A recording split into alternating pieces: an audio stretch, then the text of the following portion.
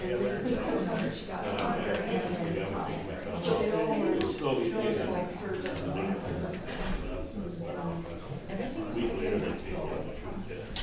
least we're not, I mean, I want these days to work, but I want them to just have. Well, I did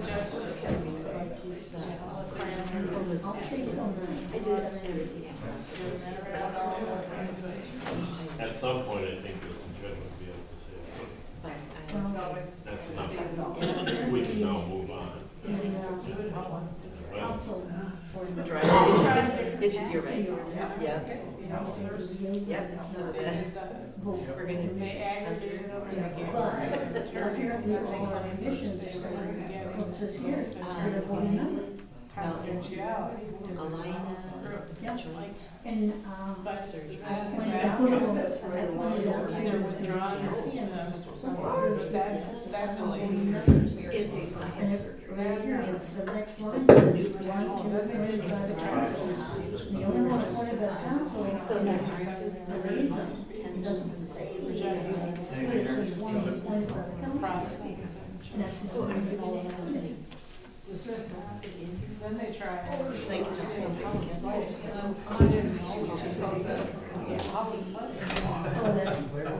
Oh, that. And it was like, yeah, I read it. Because I was under the idea that anything inside is not responsible. Yeah. the money in there, But then they said, you know, I what mean. was there to begin with? Well, I don't know what was there to begin with. I really.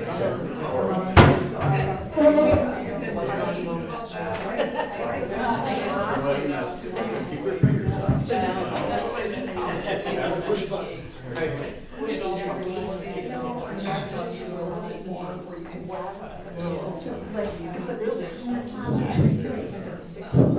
You know, Well, we did that, yeah, that would, Oh, we're sure. Yeah. in the end, so I can have it take my morning.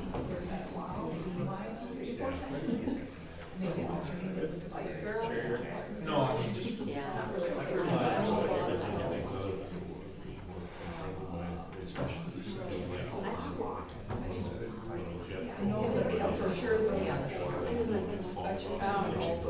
Well, yeah, I don't care. That would work too.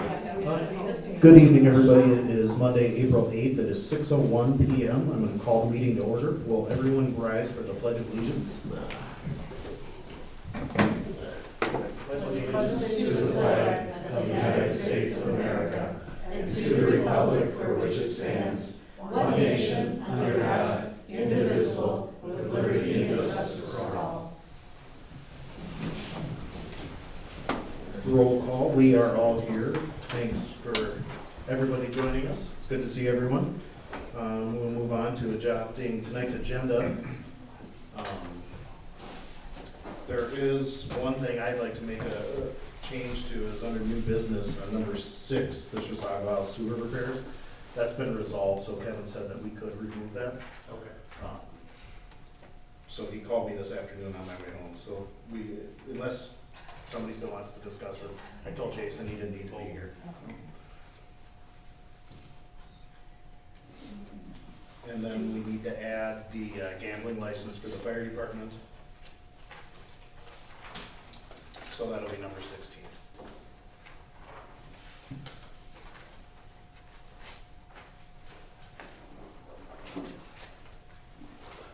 Is there any other changes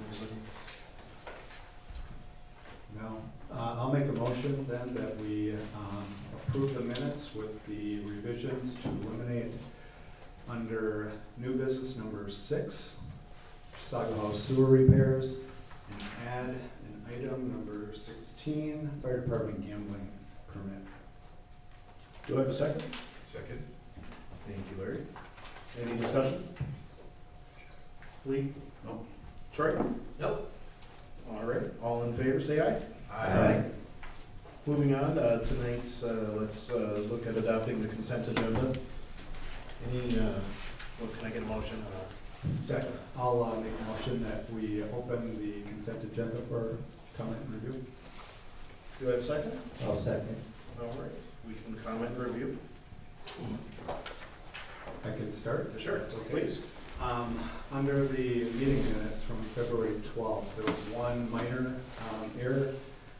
It's page 7 in the packet. It's under the Wanigan, new business Wanigan update.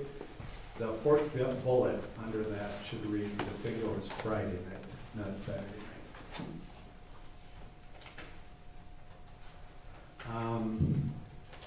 And then in the report packet, the financial report packet, have 3 items there. The first is there's a item in there, check number 33113 for the fire department. It has to do with, I think, their mental health funding. And I'm just curious if that isn't something that we should consider funding out of the public safety funds. Second is check number 33118. That was for the purchase, I believe it was for the new mower for Public Works. And at our council meeting of, oh no, I'm sorry, it was for the HVAC.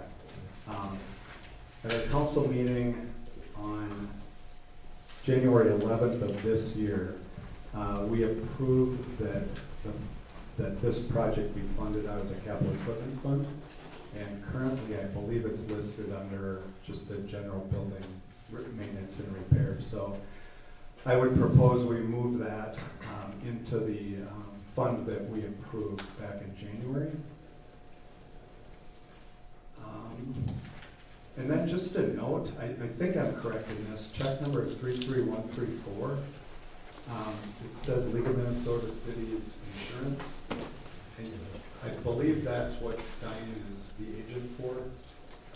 It kind of scared me when I looked at it because I thought, oh no, we didn't budget for that. Because we never talked about League of Minnesota Cities in that context, so I believe that's accurate, that that's actually what Stein presented, or will present, so just for clarification on that.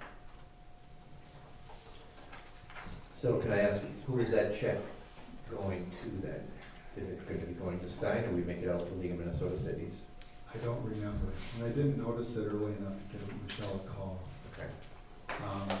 The amount seemed correct, so I'm not debating the amount, it's just I wasn't sure who the recipient of the check was. League of Minnesota Cities. Okay, so Stein is just the administrator of the insurance for us. Yeah, I got the check stub right there. Okay. So the report is accurate. Yeah, the invoice comes and it says member of League of Minnesota Cities and the agent is Stein. Okay, good.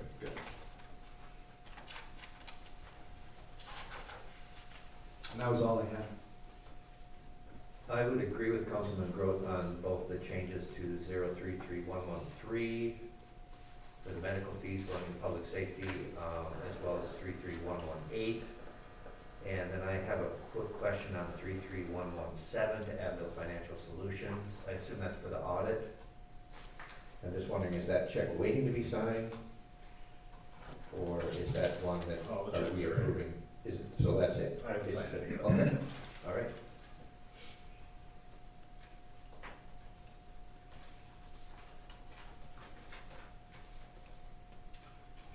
So if that is it, I suppose I can make a motion to accept the consent agenda with 2 revisions. One is to fund the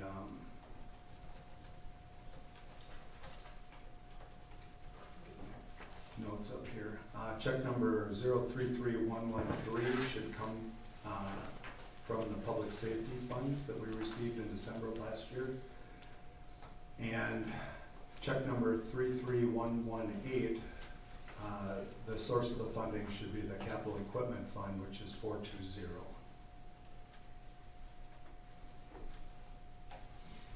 Right. Do any other discussion? No. Okay.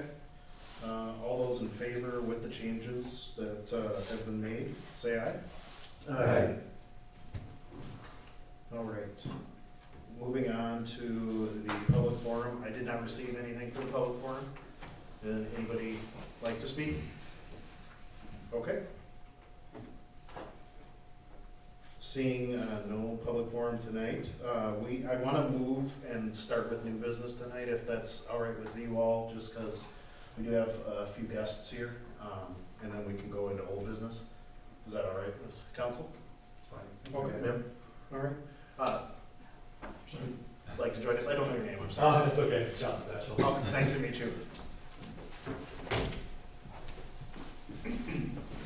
Well, yeah, like I said, just to introduce myself quick. My name is John Stachel. I'm a senior associate at Abdo, the city's audit firm. Been with the firm for 3 years now, and this is my second year on the Taylor's Falls audit. And today I'll just be obviously presenting the 2023 financial statement audit for the city. So, I don't know, I'm assuming you all have the packet printed out. So I'll basically just go slide by slide here. And a brief introduction to what I'll be covering in this presentation will be the audit results, the general fund results, some of the other governmental funds, so the special revenue funds, the capital project funds, and then enterprise funds, which is comprised of the water, sewer, storm sewer, and then some key performance indicators to wrap up the presentation. So to get right into it, for the audit results, as a part of our audit, we are required to issue opinion on the financial statements and related internal controls. In 2023, we did issue an unmodified opinion on a regular basis, regulatory basis, and an adverse opinion under GAAP.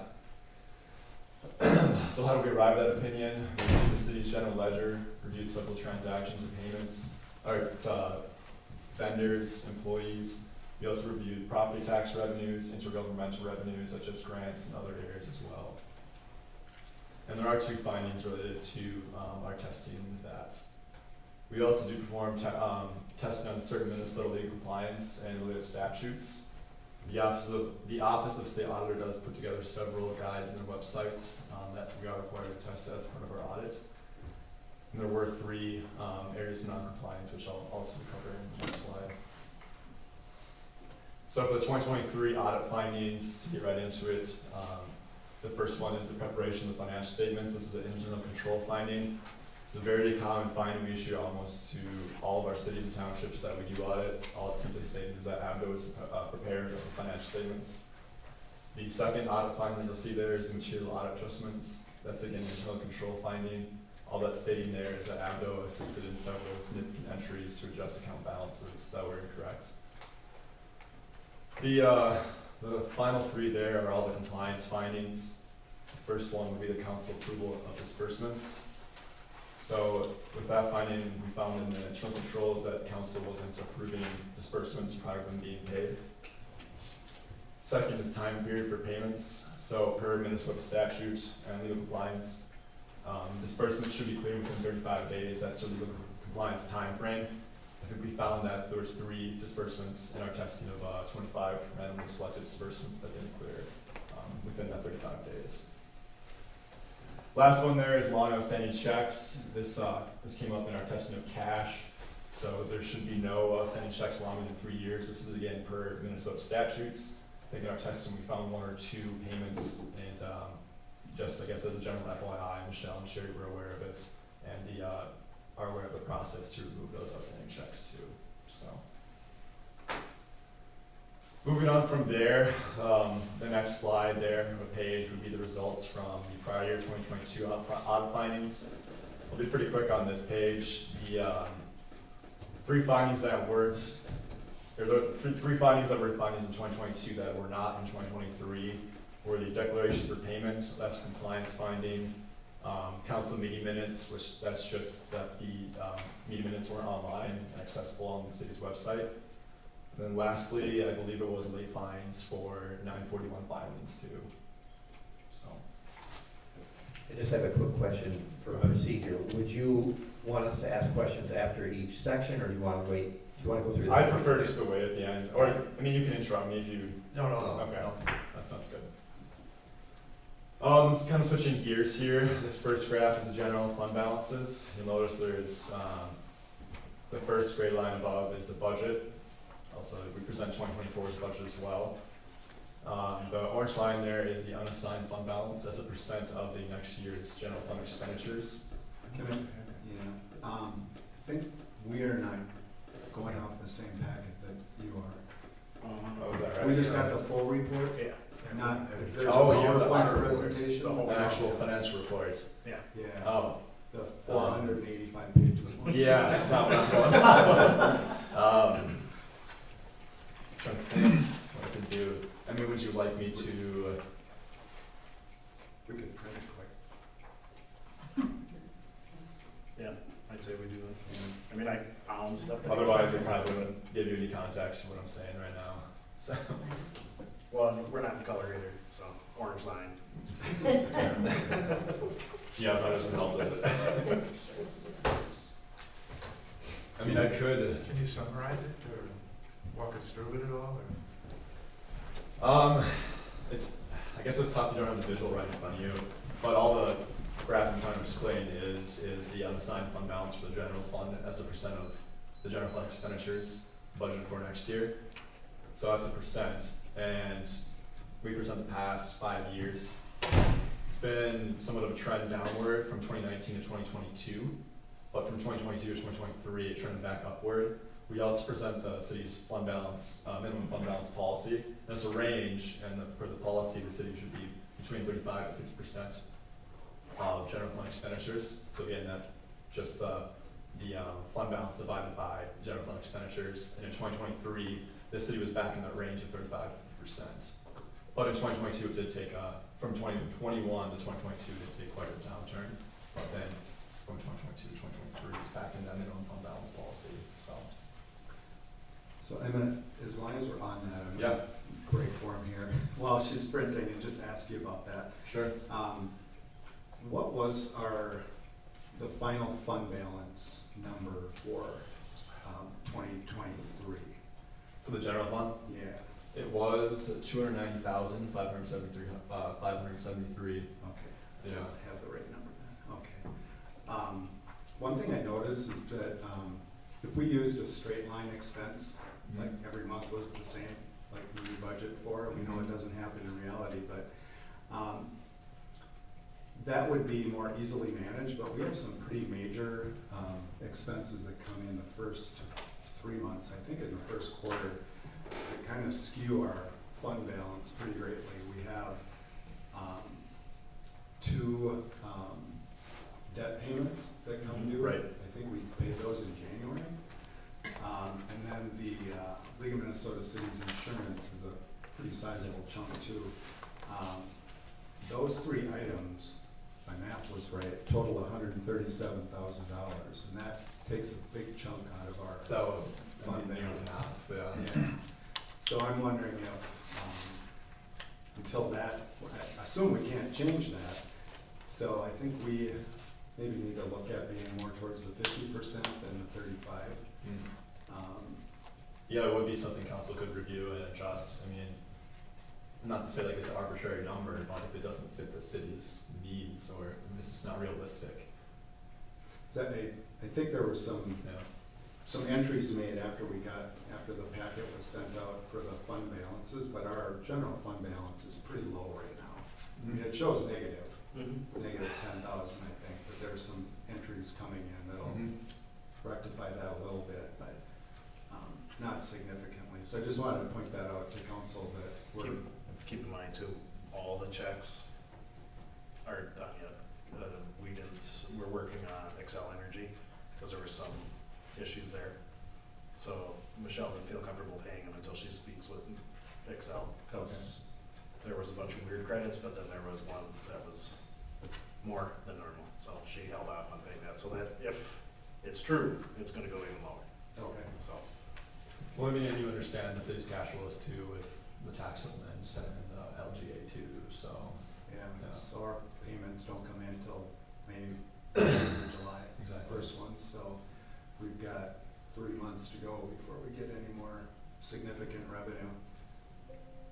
And then I think we'll be okay, because we'll have rectified that early. Michelle did say that she might have to transfer some money to get us to June, Yeah. July, when Okay. the money comes in, so. So, since we have a couple minutes and we're waiting, Yeah. I noticed, I went back to the previous audits, and the findings Sure. are usually at the end. Yeah, that's Okay. right. Now this year, they're at the beginning. Well, you're probably looking at the audit, the financial audit report, which is that 180 page, or whether it's, I don't know, 180 page, whatever it is. We present those or disclose those at the end of our audit report, Okay, but what I'm going through is just our audit presentation, okay. which is, you know, I mean, our best way to summarize all those pages, really. Sure. Yeah, Sure. yeah. So it's just a matter of the presentation. Just a matter of the presentation, Uh-huh. yeah. In all our presentations, we go through the audit results first, and then kind of go through some of the general fund results and other governmental funds and enterprise too, and the key performance indicators too. So it's just a matter of how the presentation's formatted. Okay. Yeah. I guess I think one other thing to note that might give you some context too, I don't think there was any major sidewalk or street improvement expenditures in '23. Tim and I talked about this a little bit. So that is one reason why I would say the unassigned fund balance did go up from 2022. Because I think in '21 that was close $150,000 in expenditures or disbursements, I should say. And then the public safety aid that came in December did help too, which was 40 grand or so.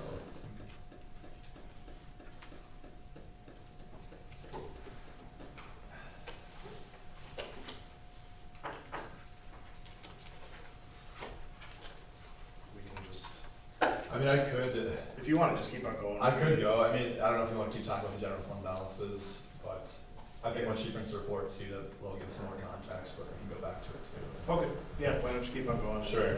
The next part of the presentation is the general fund budget actual. So all it is a table with the final budget amounts compared to actual activities, so actual expenses and revenues. For the general fund, that is, and the revenues came in, or the receipts came in over final budget by 67,000. That's mainly due to public safety aid received in December of 2023 that wasn't budgeted for. That came in, I think, at the very end of December for all the cities. It was like December 26th or something. And then disbursements ended up being over budget by 173,000, and that's mainly due to personnel services administration. So there was also a unbudgeted transfer in of $280,000 to general fund. That was the closeout fund 412 and 900. I believe 412 was the Valley View Trail Fund, and then 900 was tax abatement. And there was also an unbudgeted transfer out, and this entry was proposed by ABDO, by us, to move restricted ARPA monies to the water fund because they were for water-related expenses. So, and then all in all, the general fund balance did increase from the beginning of the year by $138,000. So, or no, $152,000. Excuse me. So, let's see if I can keep going here. Thanks for doing that, Sherry. You're welcome. My apologies. Oh, it's okay. I could have been more clear about that too. Thank you. Last year we did that at all. I didn't see this. Sorry. I could go through the entire audit report, but if I fall asleep too fast. We'd be here for days. Yeah, yeah. I'm gonna sleep first. But I guess where I was at, was just the general fund balances. I don't really have much else to go over with that. And then I just went over the general fund budget actual. So I don't know if anyone has any questions on that. I can let you get to that slide too. So page 7. Yeah, so that's 7. But yeah, all in all, the general fund the cash fund balance in the general fund did increase by 150,000 from last year. So this next slide here is the general fund receipts by type, which is in the past 3 years, so 23 to 2021. Taxes have remained relatively consistent, increasing from 21 to 22 to 23. I think if anything, you might notice that other receipts increased quite a bit from 2022, and that's just because of what I mentioned with those transfers in from Fund 412 and 900, which was the River Valley View Trail Fund and then the tax abatement fund. So that's why the other receipts by type increased so much. Next one is just the opposite end, the general fund disbursements by type. Again, I don't have much to really mention here. You might notice the capital outlay expenditures decreased from 2022, and that's because there was no sidewalk or sidewalk replacement or improvement costs in 2022. So that's why you see that sharp decrease. This next slide here is the cash and investment balances by fund type. So kind of just to give you a picture of where the city's cash is sitting amongst the funds. So you'll see, I mean, year to year amongst the funds, it stayed relatively consistent. Debt service funds did, cash balances did increase somewhat from 2022. It's related to debt payments. So that's just kind of give you a picture where the cash is sitting at. Next slide is the special revenue cash fund balances. There is one major special revenue fund, which is the library fund. All of the fund balance here is restricted, so restricted for their specific purpose of each fund. So whether it's the library fund, restricted for library operations. One thing I'll point out, just from 2022, the fund balance did increase by $6,900, or the cash fund balance did. Next slide here is just the capital project fund balance. Just kind of show you where those fund balances, the cash fund balances are sitting. The majority of them are unassigned for future capital projects or for escrow deposits. I know 58 grand of it is assigned for park improvements too. So just give you a little bit of a picture of that. The slide here is the debt service funds. So there's 3 debt service funds. The city does have bonds outstanding of $905,000, and then the graph below just shows the next year's principal and interest payments, and then also for the next 10 years too. And obviously those numbers will keep going down as the city continues to pay that off in the next 10 years.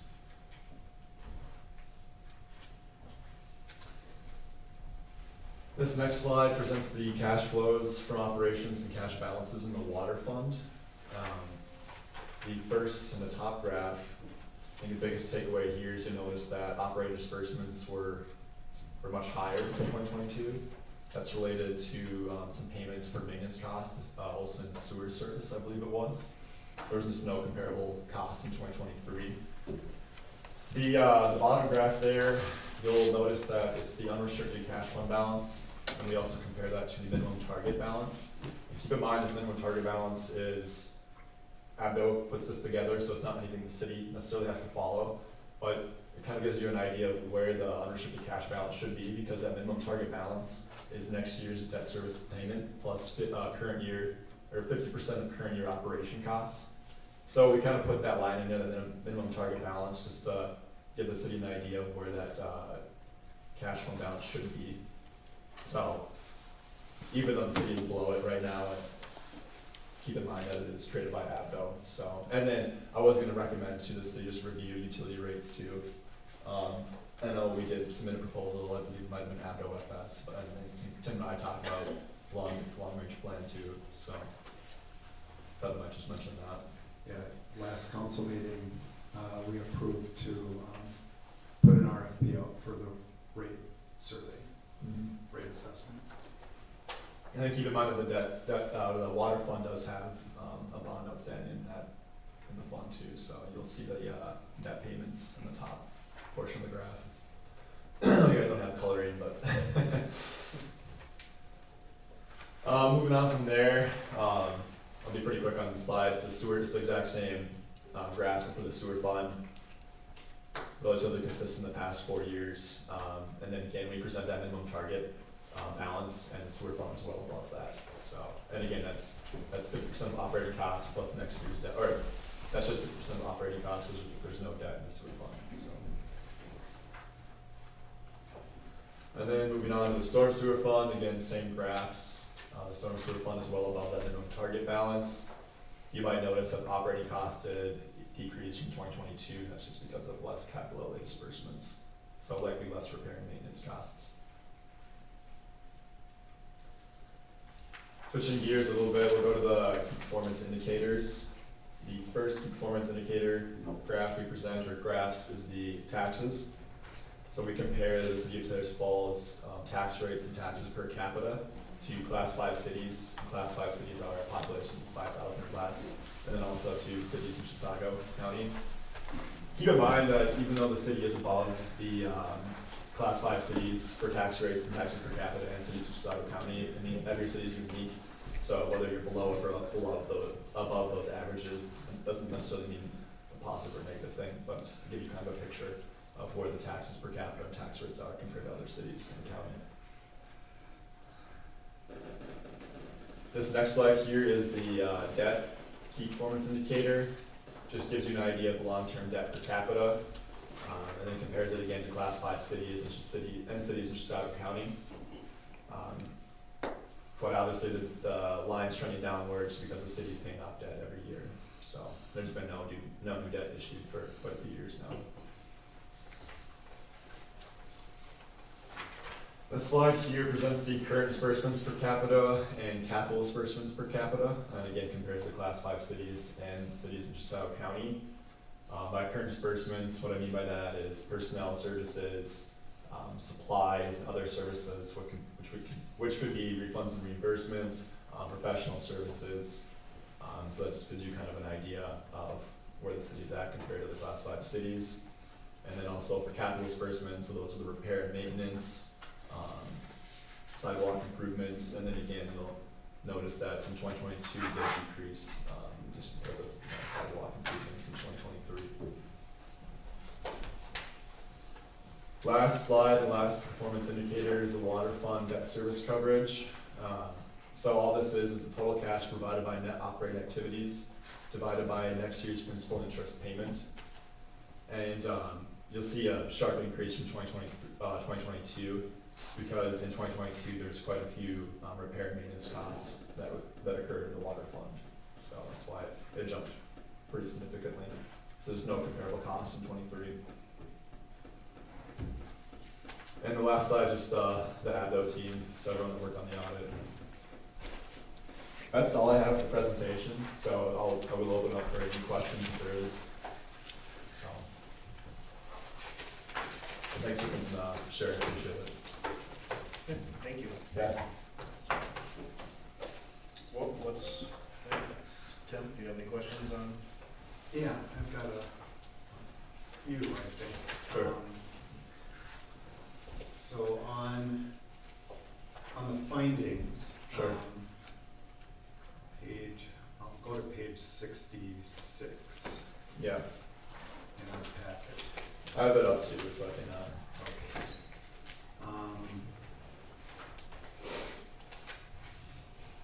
it might look different on my end too, so just let me know what you're looking at. So the 2023-003 council improvement for disbursement, Sure.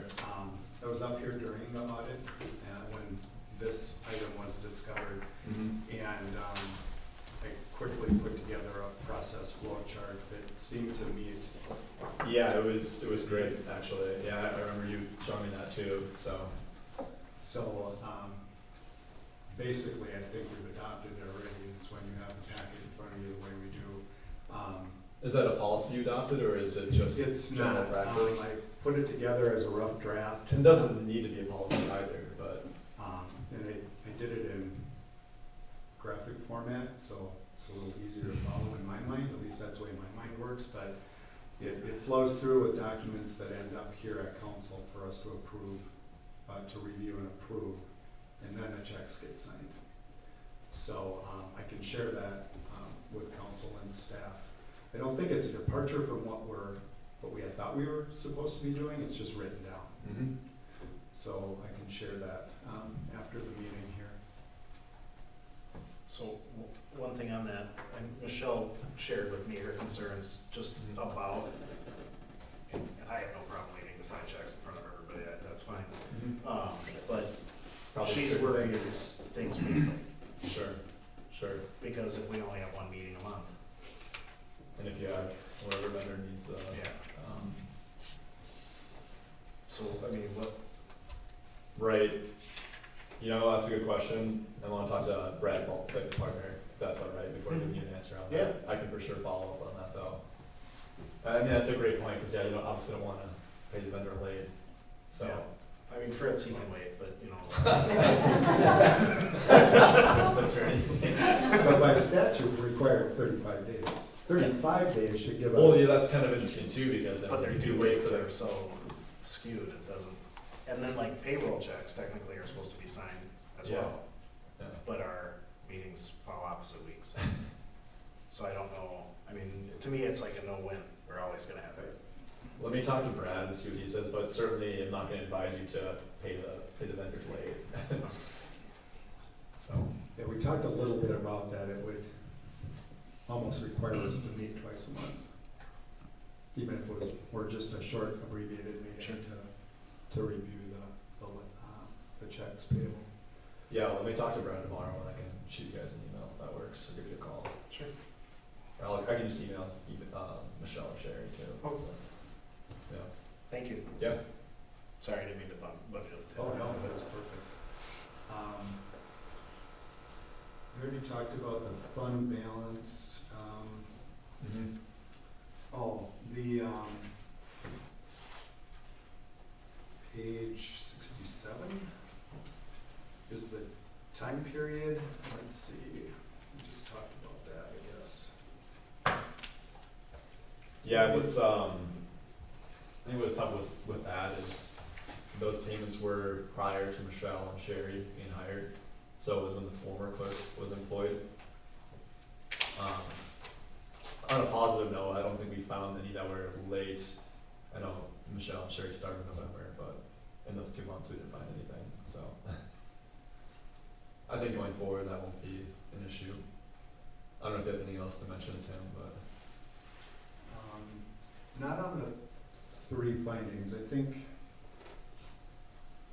we're doing better than we did last year. I think we resolved all the issues from last Yeah, year. there was 3 less findings in 2022. So just a few tweaks here. From and there. that too, yeah. Golden. On page 71 of our packet, there's some fire aid. I think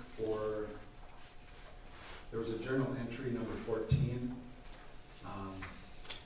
And we moved funds from one fire, is it the pension, or I think it was the pension fund that went into an account and got journal entry and put into a different one. And neither of them had any budget in it, and I'm wondering if that's something we should be budgeting for, or because it just comes in from the state and there's no liability for the city.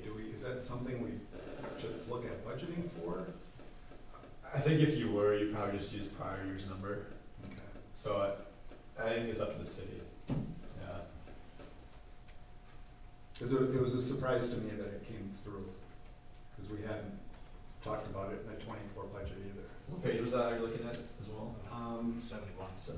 71, and then It's like I think, under para aid and fire relief aid, so. yeah, and page 106, I think, is the journal entry, Sure. number 14.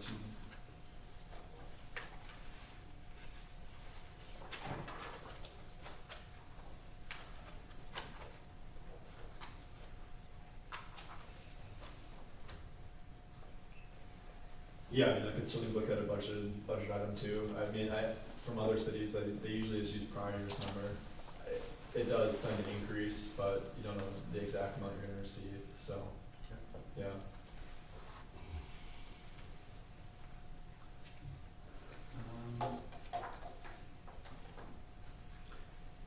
And then on page 84, I noticed this in the previous 2 audit reports too. There's funds due from other funds. It's like $93,407.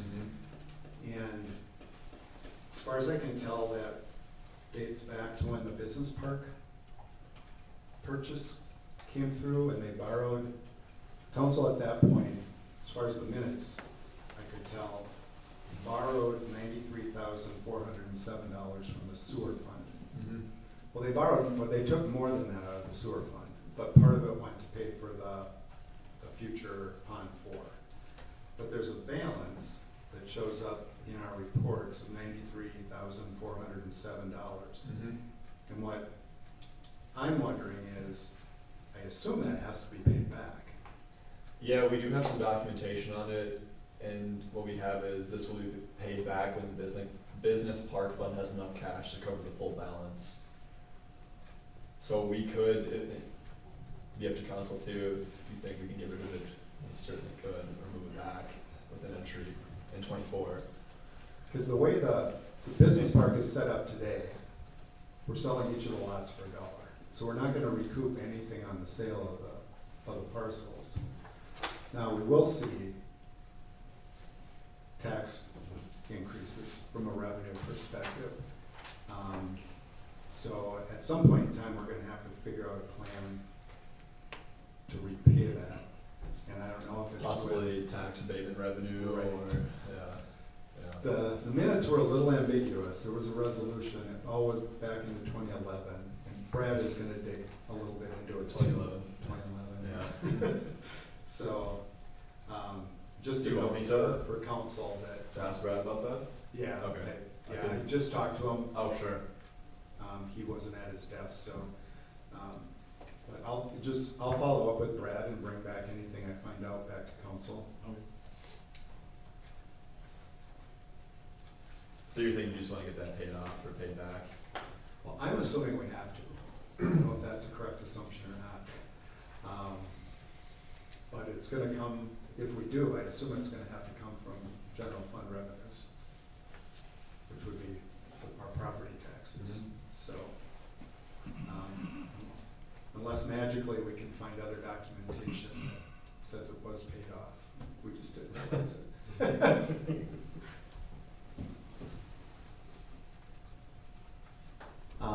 But other than that, I have some other questions, and they're more personal, like learning from me, that I'll follow up with you and Yeah, Brad. you have Brad somewhere you probably have mine too. Those were the more significant things that I noted in the audit. It was very well done. The staff was great. The Yeah, thanks for having us engagement over. was wonderful. I know Michelle learned a lot. Good, good. I think it was less stressful for Sherry and Michelle than I expected too, so I'm glad. Thank you. So you did a nice job. Your team did a nice job. Thanks, appreciate that. Yeah, thanks for having us out here too, so. Well, all I have to say about this is I'm not a numbers guy, and reading through this is almost torture for me. Okay? And so I appreciate, you coming and explaining Yeah. it, and the numbers guy here with the easy explanations of questions that he came up with. But Sure. So all I have to say is thank you. Yeah, yeah, thank you. I'm with Larry. Not a numbers guy, but looks very nicely done, very professional. Thanks a lot. Yeah, thanks. Good. I'm gonna be with Larry on this one too, I'm not a numbers guy either. I do have some questions. The first one would be on page 71. You mentioned that the ARPA money was transferred to the water fund, is that correct? That is right, yeah. Okay, so that's subgroup 33407. I'm guessing, I'm just wondering if you can confirm this for me. The CARES funding, ARPA COVID-19, it's like $56,499. Is that what you were referring to, or is that something else? It would have been an amount of 28,800. Okay. So what would, I don't know what page of the audit that would be if I could. My packet is page 71. It's tough because I think what I'm looking at is different page numbers than what you have. Right. Does the subgroup help? Or What page was it, did you say actually? my page, packet page 71. It's in, we've got it titled 2023 final. You looking at the cash flow? Is that right? This one. Troy, does it say journal entry number? Okay. I mean, I can kind of just, you want me to just explain what happened? Yeah, or- well, it's, subgroup, total 33,407 CARES funding, and it says CARES funding, ARPA COVID-19, 56,499 negative. And then we've got a zero balance at the end. So it's first PP final is what that called. I guess I could just walk over it too. Did you, well, thank you. Thanks, Brandon. Yeah.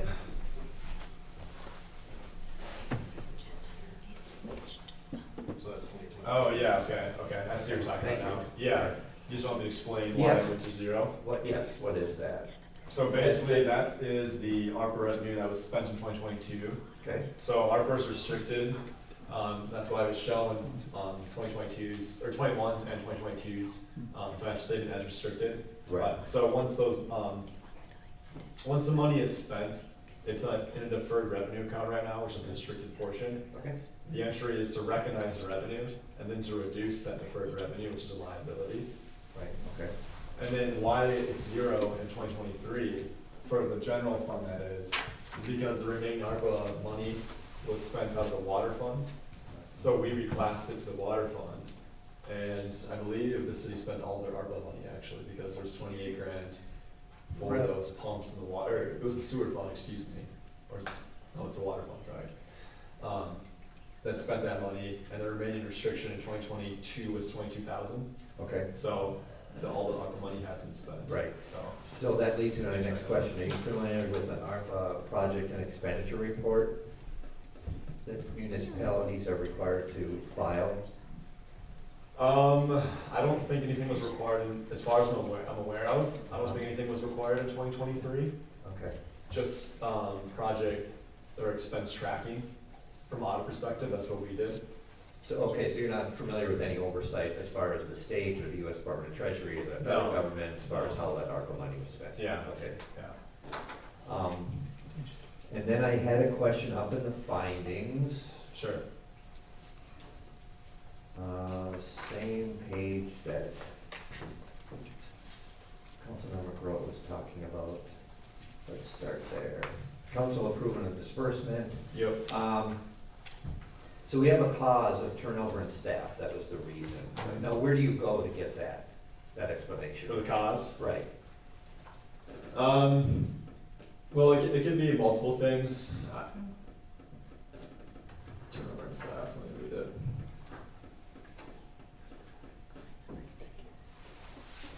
I think, if anything, lottery shows that cause for the reasonable council approval of disbursements. I don't think there's many controls in place, which probably led to there being disbursements being paid prior council approval. So lack of controls would be kind of the real reason in this case. I mean, what I'm getting at is. I mean, I usually have a disagreement with the cause, or just like. Well, no, I'm just normal genuinely Yeah, curious where you right, come up with, you right. know, where you find that. I didn't know if it was something, No, it's not necessarily like we go in, like you don't have like a template guide from the state or from the federal government. Right, It's the partner and myself, we draw up these findings. Okay. And go through them, yeah. I mean, we have similar findings from other clients too that we can use as well, so. And you do interview staff. Yes, yeah. That's part of the audit as Yeah. well. so in 2022, we had the same finding Mm-hmm. and you had the same cause, Mm-hmm. right? So that's 2 years of the same cause. We've got turnover in staff. Sure, So sure. that's the reason for that. I mean, I know, there was a turnover in staff that I'm aware of in Yeah. 2022, No, right? no, so I think I see where you're going with this. Like, for example, in 2024, if there was turnover, are you saying the fine would stay then, or just because? No, I'm asking what, you know, what is the real, I can see that in The real 2022 because cause- we had two, Yeah. you know, we had two responsible authorities. Right. Right? Right. But all of 2023, except for 1 month of 2023, we had the same responsible authority. So I'm wondering where the turnover in staff comes for 2023. I can completely understand it for 2022, but I'm wondering about 2023. No, that's a really good question. I mean, my only answer would be, I guess that cause could be adjusted too, because regardless, the finding exists because council wasn't approving disbursements prior to disbursements being paid out. Right. That's, I guess, all I have to say Right. with that, so. Okay, well, no, I think you've led us in the correct, I mean, we have some It is a internal good point, it controls. is a good point, because Councilmember the Grote fine talked about doesn't that, just right. exist because or because of turnover in staff. Right, Yeah. okay, good. And I think because it wasn't really written, and we don't have a written policy on these kinds of things, which we probably should have. If we do have turnover, when we do have turnover, when we have had turnover, tends to get lost in the mix. So I think our due diligence would be to make sure that we. So yeah, to be technical, the fine does exist because disbursements were being paid prior to council approval, but I think the staff turnover probably had a part in that, had a role in it, so. Right, but it would, Yeah. yeah, so, yeah, and I understand what actually both of you are saying, but we do have employee responsibility and accountability to consider at the same time, right? Sure. Okay. And then I guess that would lead me to the late payments, time periods for payments. That's another statute, Yeah. right? Yeah. And here we have it again, this occurred during staff turnover and transition, so we're talking about the same responsible authority for 11 months of that year, right? But we resorted to, or turned to, defaulted to turnover in staff turnover. Yeah. And we're in violation of the state statute.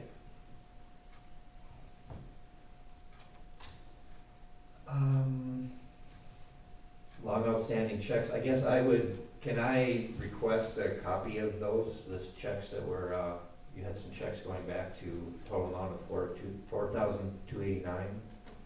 I mean, we do have copies of them, right? Yeah, They were I could uncovered at provide, some point. I could provide the check numbers too, or Some of them dated back a decade, didn't 2014. I think they're payroll, I don't know who it was, but didn't cash the check. So- And then that. And there's a process to go through the state. I think it's actually called unclaimed property, where you submit file to the state, and they can handle it. I think I talked to Michelle somewhat about that during the audit, so she's aware. Yeah. And then the cause there, we had current staff was unaware of the requirements of the statute. So I guess my question is, who is the current staff? Is that the staff we have now, or was that Yeah, the current yeah. staff of 2023? Current staff you have right now. Okay. Yeah, I think there would be no disagreement with that. No, Yeah. I wouldn't disagree with that either. Yeah. Just for clarification. Sure. And then you refer to management throughout the audit, management said this, management said that. I'm Sure. Who, in a city this size, who is management?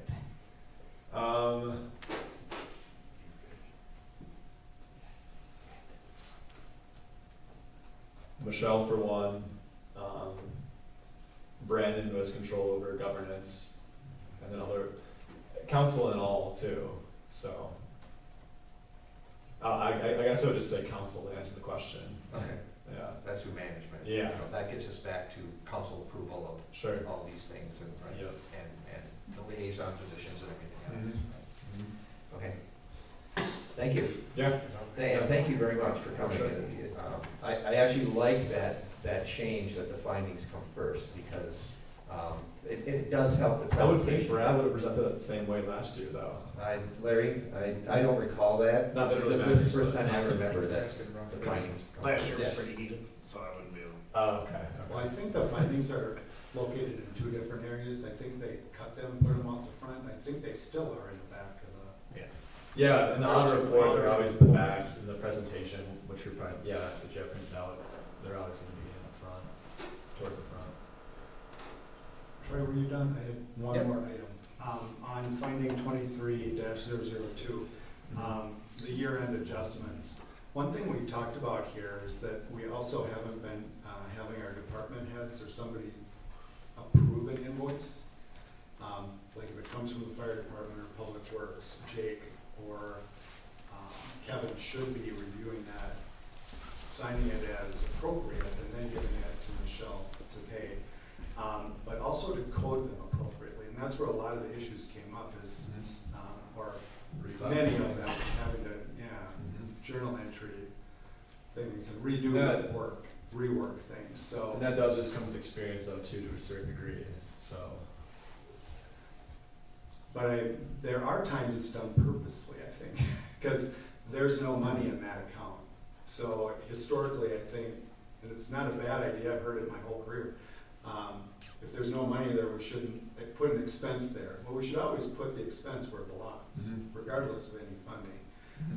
So I think if we add a little bit more rigor to our process of making sure the invoice should be paid, number one. Right. And then whoever, whether it be a department head or council liaisons or whoever, should really double check on make sure that it's being put in the right spot.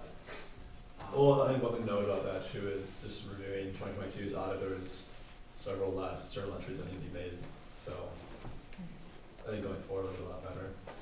Even from 2022, the number of entries we had to make were much less to adjust account balances at year end, so.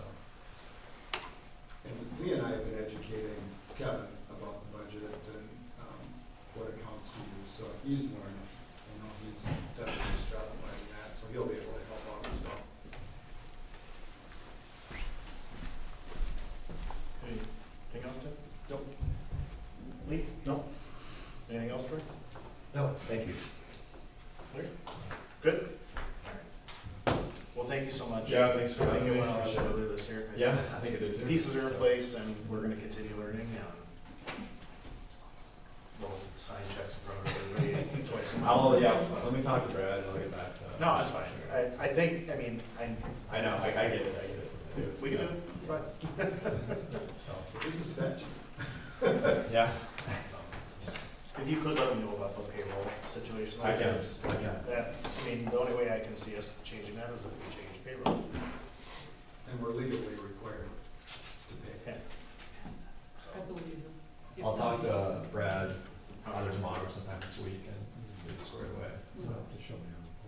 Because that would be 4 meetings. We have to commit on that. Great. Thank you so much. Yeah, thanks for having me, appreciate it, take care. Thanks, John. yesterday. Yep.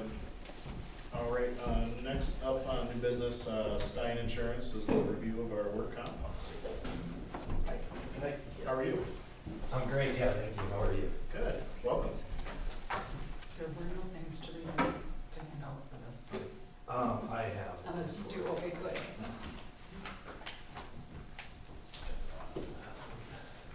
Might be a couple extras there.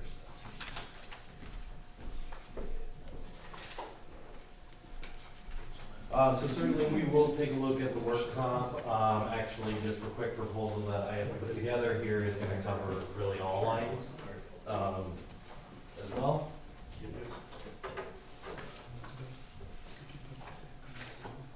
So first off the bat, my name is Michael Grotti. I'm one of the co-owners of Stein Insurance, fourth generation.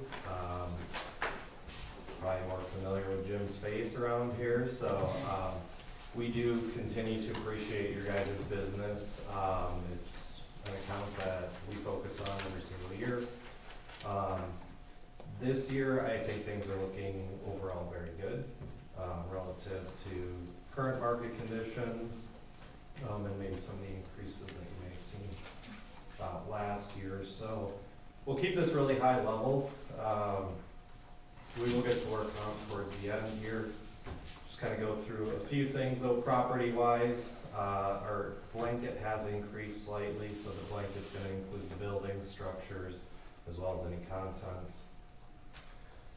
Full replacement cost and then special cause of loss, basically the broadest form of coverage we can get you. $250 deductible. If you are interested in exploring additional deductible options, we're always available to look at that. The property is going to include valuable papers. This is mostly going to be the restoration of such papers in the event of a loss. We do have some equipment. At this point, we don't have anything scheduled. Everything is just miscellaneous. And so you will see the sub limit of $100,000 per one individual item. Boiler machinery coverage, kind of the old name for it, equipment breakdown coverage. Going to follow suit with the property limit. And then you do purchase the faithful performance bond as well. All of this is through the League of Minnesota Cities, so I will note the check will continue to be paid to them. I just would like to take our hold of it. Even though it confuses me.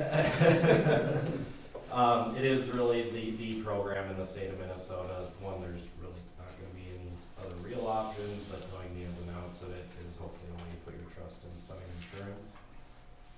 Liability, fairly straightforward if you're familiar with liability. 2 mil, 3 mil limits, a myriad of some sub-limits in here. Again, if you have any additional questions, we're always available to address those. In regards to liability, I will need one additional form signed, basically following suit. The state of Minnesota limits the liability exposure to a city The form is simply gonna state that you're gonna follow suit with that statute and not go away from it, which is your right, but we recommend not doing so. We do have auto coverage, $2 million liability limit. We'll also note there is a schedule of everything in the back here as well. Public officials, errors and omissions, so some protections for you guys as board members and management. And then we do have the word comp, which we'll get a little more specific into. It seemed to be kind of the topic we wanted to get into mostly today. And then some open meeting law coverage. Again, sub-limited there, but just something unique to the city program. As far as premiums, if you're familiar with the insurance marketplace, it is getting tougher and tougher by the day. We're entering what's called a hardening market. Property in particular is going to be a challenge moving forward, but that also then stems into other lines as far as liability and auto work comp. So the league's done a really good job in stabilizing their pricing and keeping things, pretty status quo. So they're really managing things maybe more superior even to some other insurance companies out there. So again, just kind of a premium breakdown year over year. You're going to see very small variation in this, which is good. That's ideal and what we want to see. In particular, again, with what's happening with the property market, while we are up a little bit there, we're getting some relief in some other lines. One optional quote thrown in there is an additional $1 million purchasing an umbrella policy. We would always recommend that.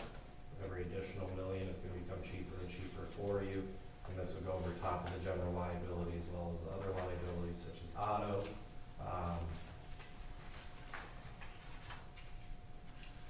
Other interests, probably something more for your guys' review. If there needs to be any changes or modifications there, again, just make sure to let us know. And then we do get into the work comp.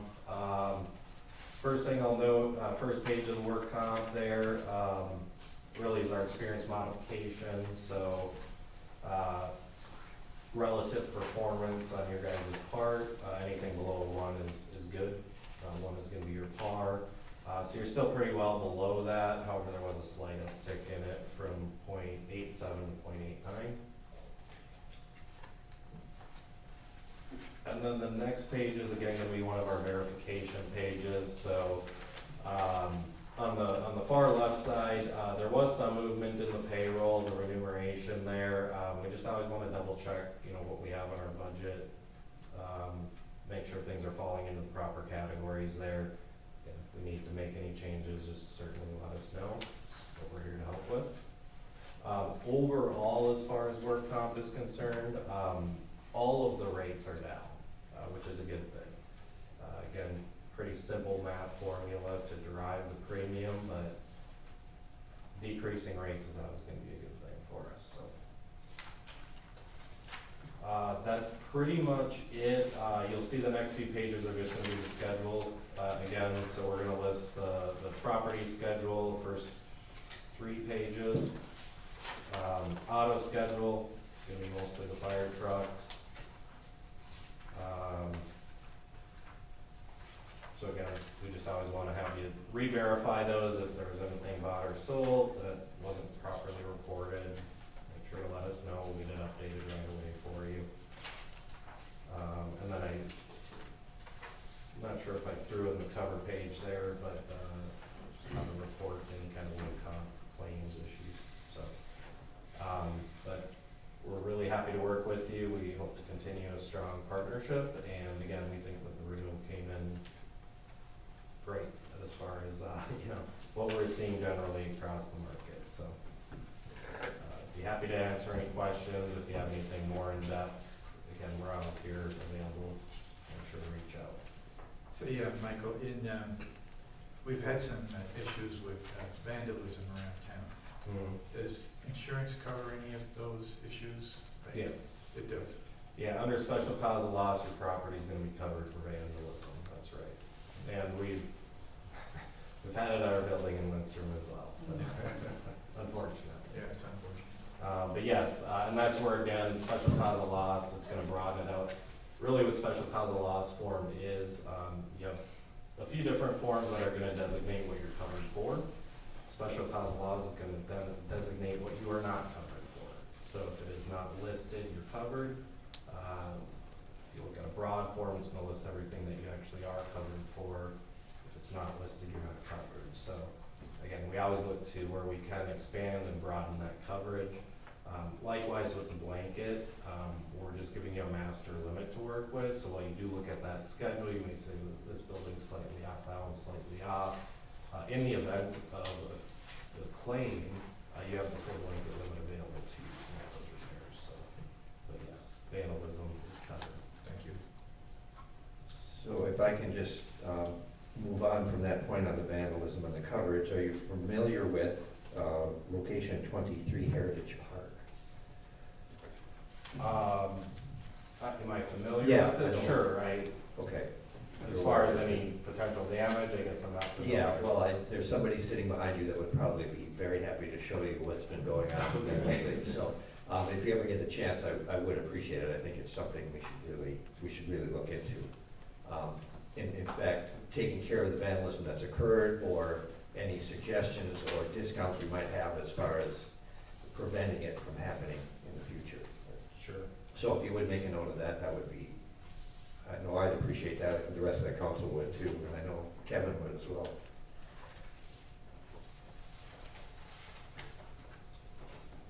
What is the faithful performance bond? My understanding is just your due diligence in doing things faithfully. Again, I don't handle a lot of our bonds directly, but I can certainly get you some more information on the specifics of that bond. Just kind of curious, it stood out. Thank you, thanks for coming and, Yeah. filling us in. Mr. Mayor, if I could have Yeah, a question, please. if the council's done. On that last point, does that have anything to do with malfeasance on the part of an employee? Somebody As who's far as supposed- the property damage, Yeah, no, property damage to the bond, I mean, you're talking about faithful performance. I'm just kind of curious to know whether or not, usually when I think of bonding, this is where whether that I'm not covers trying the to trick you. employee versus, Yeah, an employee, for example, writes himself or herself a check for $50,000 and walks off, or fails to do something like that. sure, so I don't believe it'd be picked up under that bond, although I'll follow up in regards to that bond specifically, but we should have employee theft limits to cover an event such as that. Okay, and that would not necessarily be a bond, but there would be coverage inside the, Within the property policy. coverage itself, right? Okay, the other question that I have, Mr. Mayor, if I may, is you talked about the liability caps, which I agree is very important. Is there some step that the council's supposed to take here, a resolution that they're supposed to pass accepting that formally? If you guys want to, all I need is a single signature. Okay, so if the council were to authorize, agree in a motion and authorize the mayor on its behalf to sign that particular doc, that'd be enough? That one That's all you right need? there, yep, and, it restricts that liability $500,000 for the city, and it's just following suit with the state statute. So again, it's just saying that you are not gonna waive that state statute in the event of a claim. It is your choice at the end of the day, however, your premium's gonna reflect that. So we encourage you Well, I know we signed it last year. to not. Yeah, I mean, I'm not expecting it to be controversial, but I wanted to make sure there was an affirmative step of some sort, and it would have to be a motion, I presume, authorizing the mayor to sign on behalf of the city. And as far as what I need, just to say. A signature. Yeah. So, what you guys wanna do, yep, go for it, so. So from our action perspective, we need to approve this. We also need to approve the mayor to sign that. It should be a council decision, absolutely. Yeah. And then we also need to decide whether or not to accept the optional quote for the excess policy. Sure. That's the takeaways I got out of here. And we can push these if we need more time on it. The optional quotes will always be there for us. As far as the liability, they're gonna follow suit with what you did last year until we receive something otherwise, so. Could you explain the excess policy a little bit more? Sure, so just an additional liability coverage on top of the liability limits, within the policy. It will cover over top of all the general liability, an additional $1 million, and again, we can exceed that as well if necessary. It will go over the liability for the auto, and then also over the employer liability, which is tied back actually to the work comp. Say a little less rare that gets utilized, but it has been done. It's essentially if you're sued outside the laws of work comp. And is that per occurrence or in aggregate? The additional $1 million would be per occurrence and aggregate. And just for information's sake, what we budgeted a tad bit more for the general insurances, not work comp. So we're good there.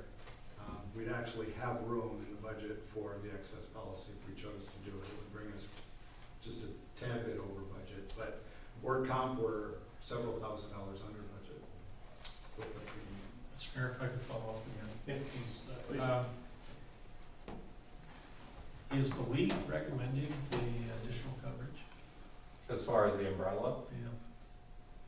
I don't think that they'll make a recommendation one way or the other. From our perspective, is it useful? Yes. I mean, more liability is always useful, especially with things like social inflation. If something is in front of a jury, awarded sums are increasing. With that being said, there's statutes on the book that are going to limit your exposure to a general liability claim in the first place. Let me explain why I'm asking the question. Sure. That'll probably help. What will happen, and that's why I asked whether the league is recommending or not. If the league recommends it and you've got something in the budget for it, sure, why not? But if you've got coverage, what you end up doing is getting and accepting liability up to the amount of coverage. So you're talking about doing a statutory limitation, which, yeah, I highly recommend. I suspect every city in the state is doing that. The only question I have is what happens if you get additional coverage? I mean, it sounds like a great idea, but the minute you get that additional coverage, you're also accepting ordinarily liability up to the amount that you're insured for. So, again, if the league is saying, well, go ahead and do it, and they have reasons for that, that are insurance reasons, that's fine, but, that's why I asked the question. I agree as the attorney in the room, I think you see this in the right light. If a lawyer gets a hold of it, they're gonna look at your insurance and see what are your limits, and they're gonna try to sue you for that. They could also look at your assets, see what's the total of your assets, why don't we sue them for that? So, again, their determination, I agree. Would we insure you to $20 million, $50 million? We probably wouldn't recommend that. The coverage is gonna get cheaper and cheaper the more you buy.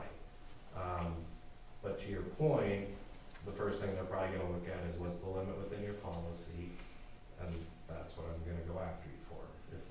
So basically, the more we buy, the more we look. The more you're, Our pockets look deep. exactly right, and they are deeper. That's the point. And if the league is having experience indicating that somehow juries or judges or whatever are pushing themselves up and over the limit, I haven't heard that. But if they are, then that certainly would justify it. And there might be certain kinds of lawsuits that they have in mind where that might not work. I can't think of any right now, but I'm sure that it's possible. This would be more of us providing an option for you guys to obtain higher limits, rather than the league coming down and saying this is something necessarily that we're recommending. Now, I'm sure if you got a hold of the league, that they would always recommend higher liability limits as well. But again, you do have to cap that at some point. I'm not sure they would, actually. Anyway, I didn't mean to throw a wrench in this, but it really isn't that big a deal. I mean, the key is that you've already adopted, the idea is you've already adopted or indicated that you want to adopt the statutory limits. Good idea.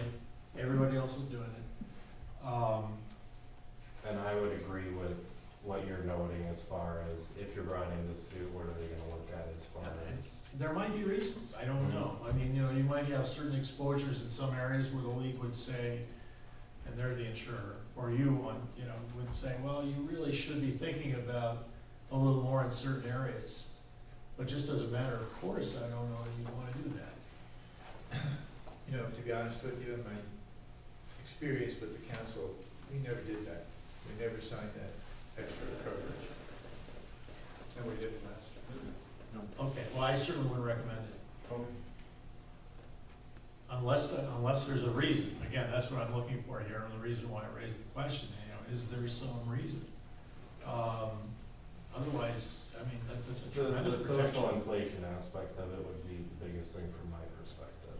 Well, then the legislature can raise the limits in the statutes. They've done it before. I agree.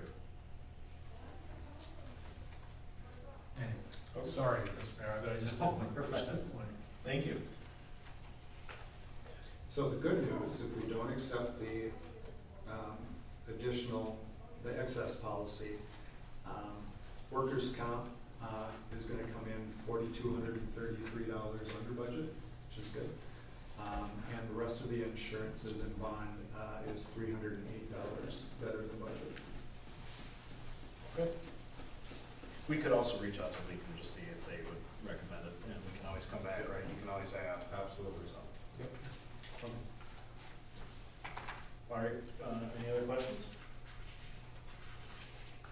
So we need a motion and a second to approve 2024 insurance coverage. I'll make the motion. Second. All right. Discussion then? Yes. Because we're approving payment to the League of Minnesota Cities for this policy. Yes. We're not accepting the excess policy at this point in time. Exactly correct. And we're authorizing the mayor to sign is it a waiver, or what's the technical? It's a waiver form, yep. To sign the waiver form limiting our liability to statute. Right. Yep.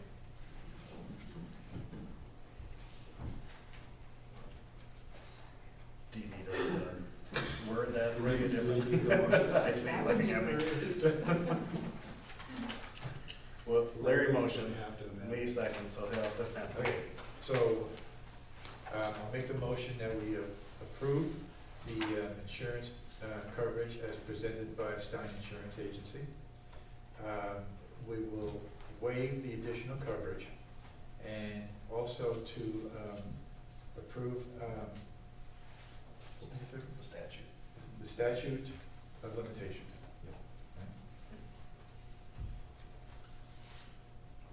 Do I have a second? Second again. Second. Is it the statute limitations waiver? Is that what? Right, not the statute of Yeah, limitations. right. The Okay. waiver. Okay.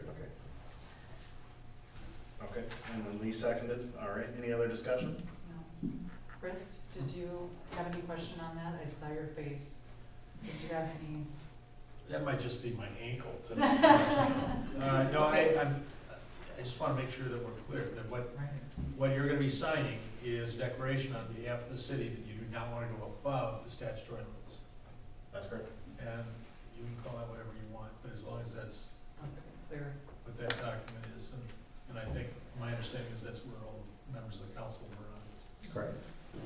And Mike will get a And copy. you've signed this in past years as well. Yeah. Okay. All right. All in favor, say aye. Aye. Just a note, I'll work with Michelle to get these in the right budget buckets again. Okay, thank you. And if you review the schedule, if there's changes or modifications, Definitely let us know.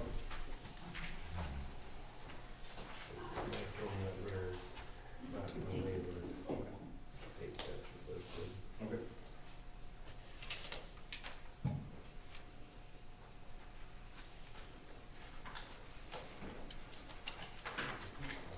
Perfect.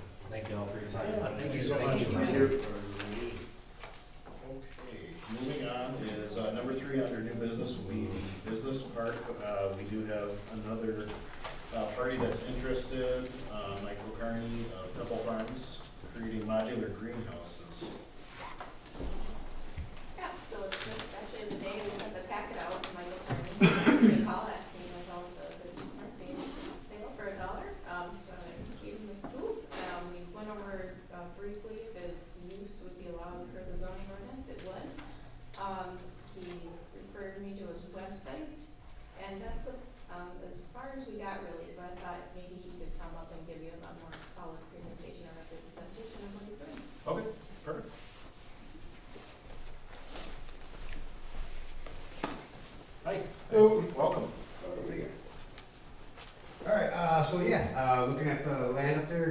developing a modular year-round greenhouse system. What I'd be having planned up for there is I have several configurations, and that would be what would be like the showcase space for that to show the different options, as well as some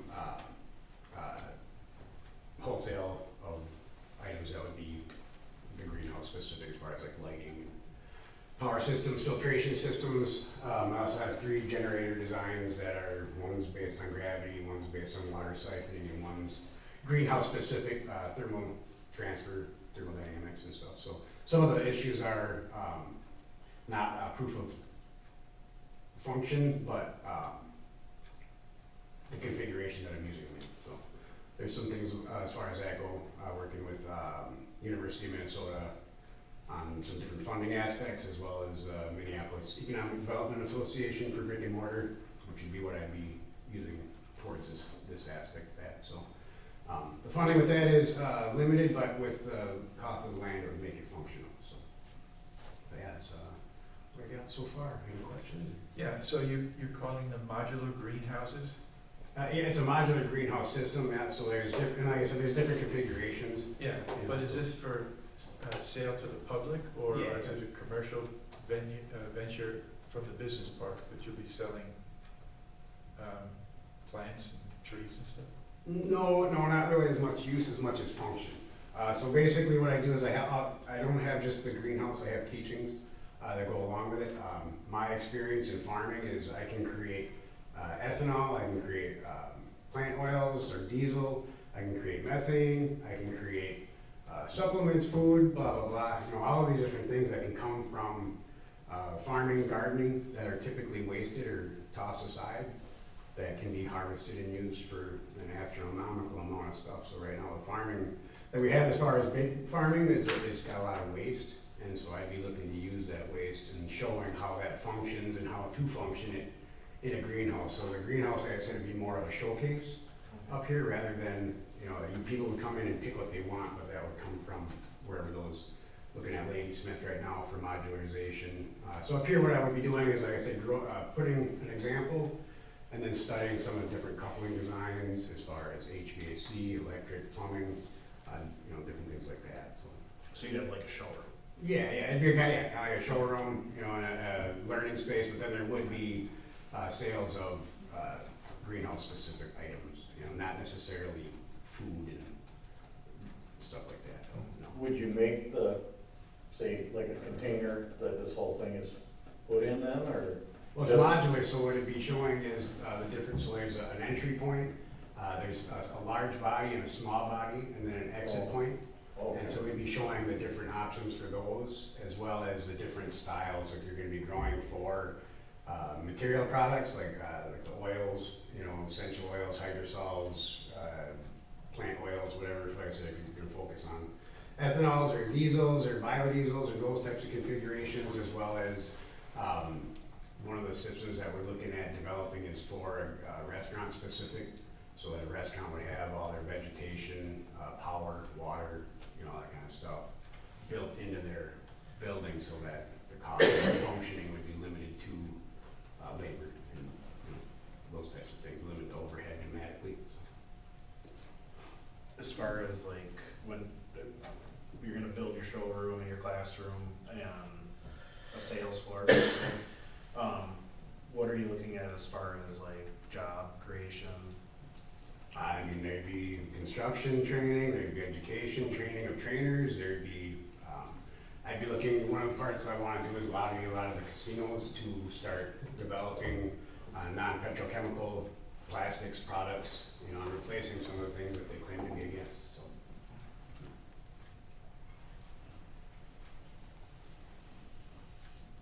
And the entirety of the west park, or? Well, it's mentioned 3.5 acres, and I was looking at about 4 or 5 under my intentions, but I could get by with 3.5 just fine for sure.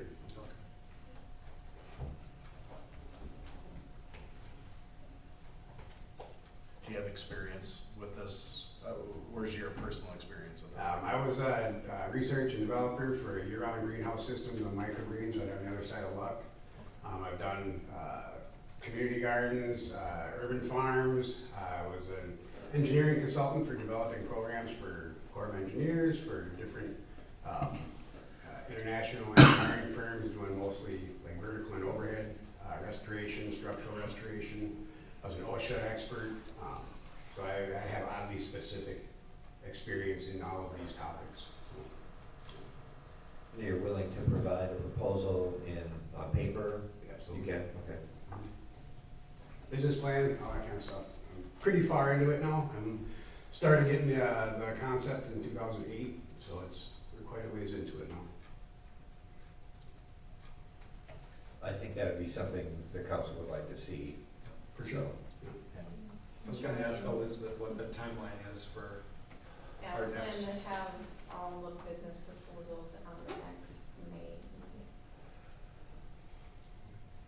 Okay.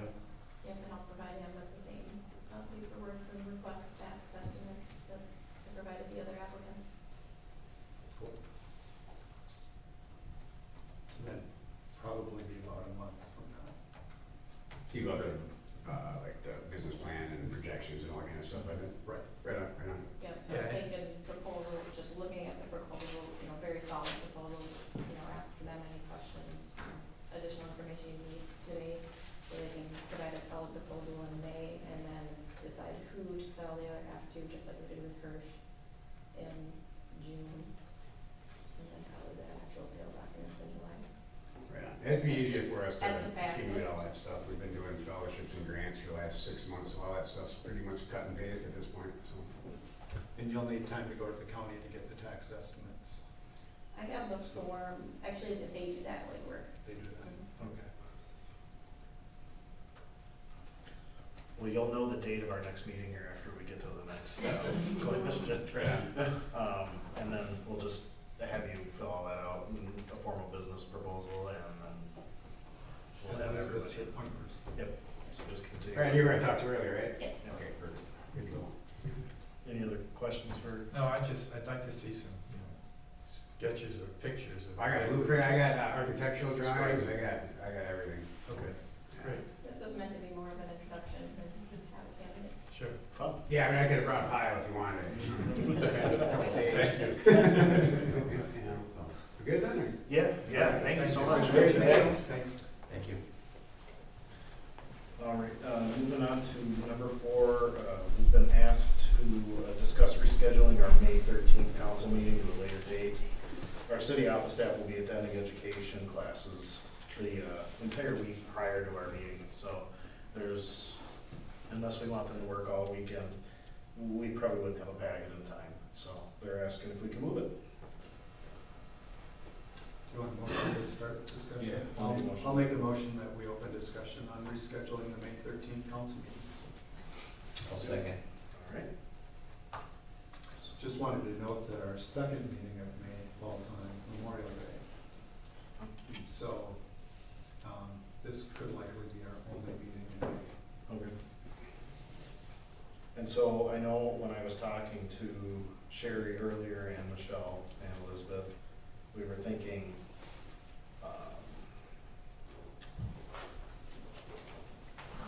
it doesn't have to be on a Monday, is what they were asking. If we could do it on like a Wednesday or Thursday, that would give them a little more time. So like the 22nd.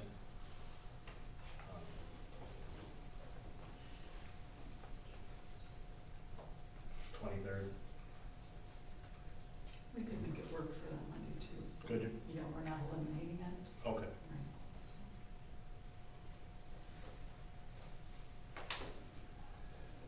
We'd be pulling everybody, if we went with the 20th, we'd be pulling everybody away from the Chisago County Board meeting. No, Never mind. they don't meet on Monday. Oh, they don't, okay. I had them on here as a meeting. I saw Rick was here, to be honest. I mean, I could make that 20, 23rd, I could make anything that would work. Yeah, I'm open. Yeah, me too. Yep. Should we just keep it on Mondays, make it easy, and just go with the 20th? Sure. Okay. All right, 20th at 6 p.m. will be our May meeting. Any other discussion on that? No? All right. All in favor, say aye. Aye. All right, moving on will be the approval of the GIS grant agreement for Public Works. And I'll let you kind of, or Tim, or Kevin. He knows more than I do.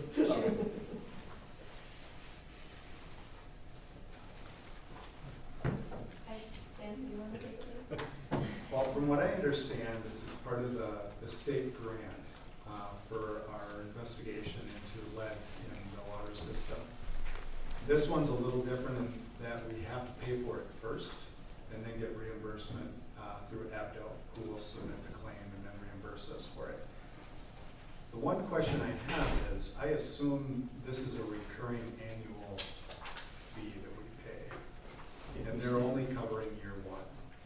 If we stay with GIS. Okay. Which we want GIS anyway. So, and it's, what, $1,700 or something like that. So it's not a huge expense. But just so everybody's aware, we'll likely come back to budgeting period for '25 and include this amount for ongoing annual expense.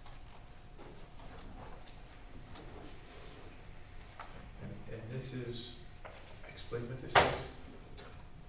It's We're letting electronic map.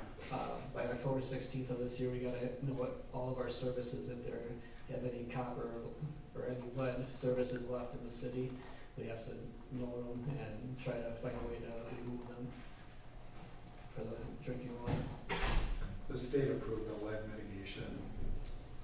That's part of, I think, the 2023 legislative process, and that's where the money is coming from to do this survey assessment.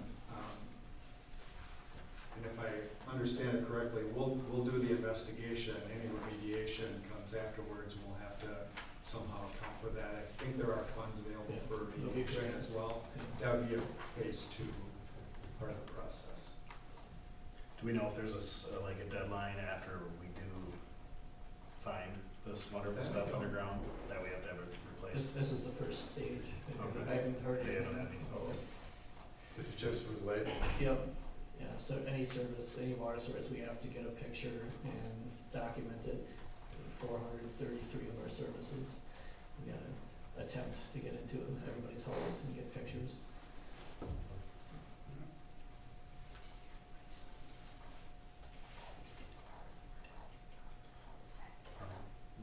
Troy, you have any questions? No, not really. I want to thank Kevin for giving us all this information and having it here. I don't really have any questions or comments on it. I'm glad you're on top of it and you've got the, feeding us the information that we It was need. mostly Tim. Thank you, Tim. So We're a good team. are we spending money on this, or is it just, The only thing that we're paying for upfront is what we just talked about, but we will be reimbursed for that. okay, The rest of the engineering assistance that we get from Bolton and Mink is paid directly. They actually invoice the state. Yeah, Minnesota Department of Health. And that's just for year one. Yeah, and those would be one-time costs to do Yeah. the assessment. There wouldn't be any ongoing, unless we come up with issues with our system that we would have to mitigate, and there'd be additional engineering services and additional costs over and above that. And I don't know what the grant status of that is. Okay. So this will just tell us what we need to do and where, and what we've assessed. So it's a very comprehensive assessment process, and the mapping is to identify all the locations that we have investigated. If you could maintain utilities locations there, it's very common for cities to do that utility mapping. And once we have that GIS online, we can build off of that too. I know I could use it as well. Can turn those blue dots and stripes into an actual We can interactive map. We can locate all the water hookups without having, especially in the winter with the snow, there'll be an app on our phone that we can actually pretty much walk right on top of it and figure it out without having to remove snow or, a lot of them are covered up, 80% you can't see without using the metal detector or the locator already. My idea is to use this to actually hopefully find all 433 at some point, and then there's no more searching for it. It'll be quicker for locates, for us doing our locates through the state, and then also if we have water main breaks, we're gonna have where our valves are. It'll just be beneficial for emergencies and just the normal day-to-day. Eventually. And it'll save staff time. Well, it seems great. No, sounds good. Good. Okay. All right, so we have a motion and a second to approve the check for $1,247 for the approval of the GIS grant agreement for the, is it lead and copper? Correct. Right, mitigation, okay. All right, all in favor, say aye. Aye. And our next will be, Troy, discussion of the expenditure limit. All right, thank you. So we talked obviously quite a bit about this during the audit, and I want to thank you, Councilmember Grote, for, it sounds like we've got some sort of flow chart to go by to make sure that that we go through this. It does lead me to the question about the resolution on page 202. Resolution 000107, this was in 2000. It actually decreased the spending limit, the department spending limit, from 1,000 down to 500. So my first question is, I was wondering if we want to redo this and change our limits or think about our limits or adjust them, probably the best thing to do would be to just take a look at 950905 from 1995 and maybe change some numbers. I do want to mention before, when I brought this up before, this all started because I was having a discussion with the fire chief about the invoices and whatever, and we need to get those approved. It didn't take long for Jake to tell me, $1,000, that's not tough with the fire department, and I think Kevin would probably say the same thing. So if we get this resolution, we probably should consider, looking at that number, that $1,000 benchmark, and changing that. Keeping in mind, we've got different departments. We also have office staff too. Do we keep the same limit for them? And we did, like I said, we went over this in the audit. I put in the 2021 audit. There was an invoice approval finding in 2021. There were 11 instances where department approval was not indicated on an invoice. So that's not so much council directed, but departments approving the invoices before they're paid to make sure that's what they ordered, that's what we wanted, that's what we're going to pay for. Then the 2022 audit has been in there. This is council approval before disbursement. We went over that a lot in the audit. There's also some findings or some minutes that I found where this was an issue in the past, 2008, 2010. All of these came up, and they were something that the council considered to either they noted it because it hadn't been done and it should be done, or they were actually approving this $1,000 limit, that this purchase was over this $1,000 limit. So we do have a history of kind of watching over policing what our departments are spending. And I think that's a good thing. It's not our money. I've said that before. This is the taxpayers' money. So I think whatever we can do to rein that in, just to watch over it a little more, I think everybody would appreciate that. And then I think that all our departments know that everybody's getting the same oversight.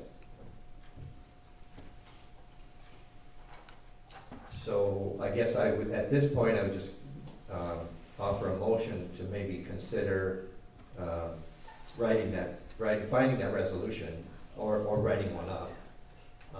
I think the best thing at this point would be to grab that 95 resolution and plug in some numbers, maybe at our next council meeting. Okay. Yeah, Lee and Kevin and I have talked a lot about, there's not much you can buy anymore that's under $1,000, sadly. And what I struggle with is, council approvals. I just don't want our staff to be handcuffed and lose productivity because they drive up to Menards to get something they need and it's $1,005 and they can't buy it by our policy.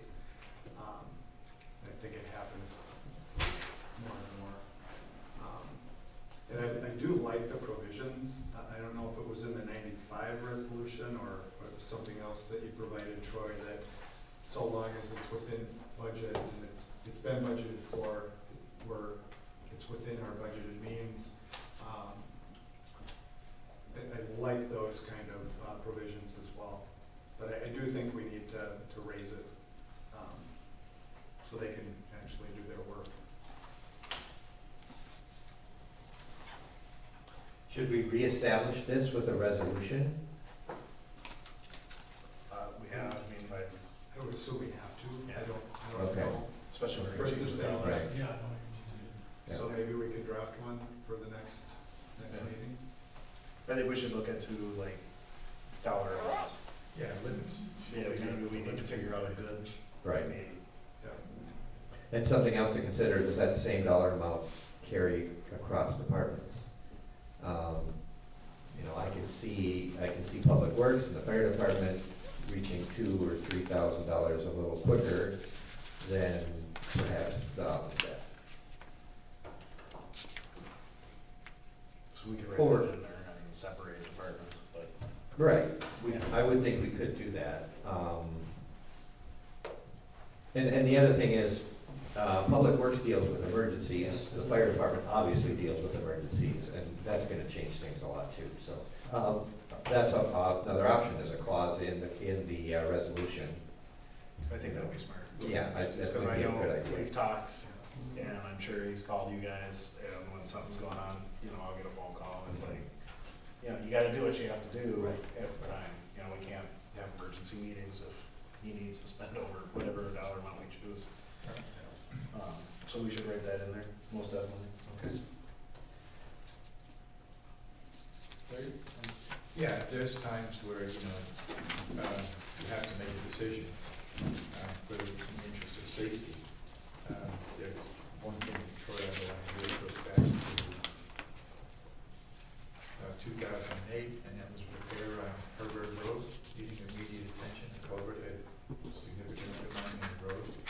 That had to be fixed, it's a road, people driving on that road. Just for safety's sake, we had to make a decision to go ahead and have it repaired before we could get it to council. So, it was brought to council and was approved on the basis of it's called a field decision or a field determination, and a repair had to be taken. So yeah, there's instances where you have to have, the freedom to make a decision like that on the spot. Like our sewer leaks. Yeah. Okay, well, let's put that on for the May 20th meeting, and council will rewrite the resolution for Can we ask, department purchases. excuse me, Mayor, can we ask staff to provide us with some sort of template or, Yes, I was gonna volunteer to do that. Okay, thank Do you. some research, Yeah. just to get it rolling. Sure, thank you. Any other discussion? I was just gonna say, I can reach out to neighboring municipalities and see what their policy is too. Thank you. Thanks, Ray. Yep. Moving on to number 8, approving the attendance for the League of Minnesota Cities annual conference down in Rochester, June 26th through 28th. I thought it would be a good idea for at least somebody from our city to be there. So I asked Sherry to put that on there. I would like to go. We can all go. I think it would be good for however we want to do this. But gonna, since I put it in there, I'll make the motion, that we approve attendance of council or somebody on council or staff to attend the League of Minnesota Cities Annual Conference, June 26th through 28th. Do I have a second? I'll second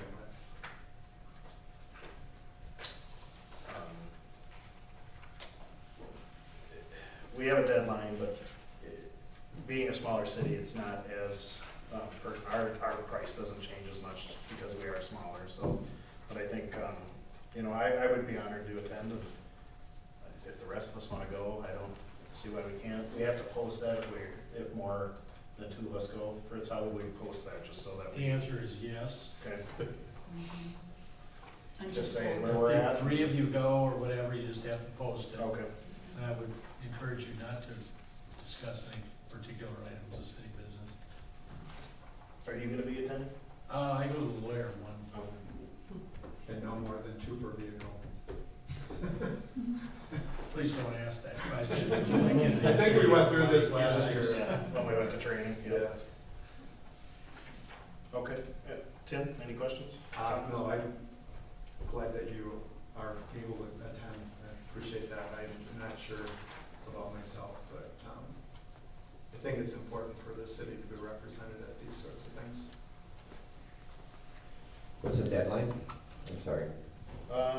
May 3rd.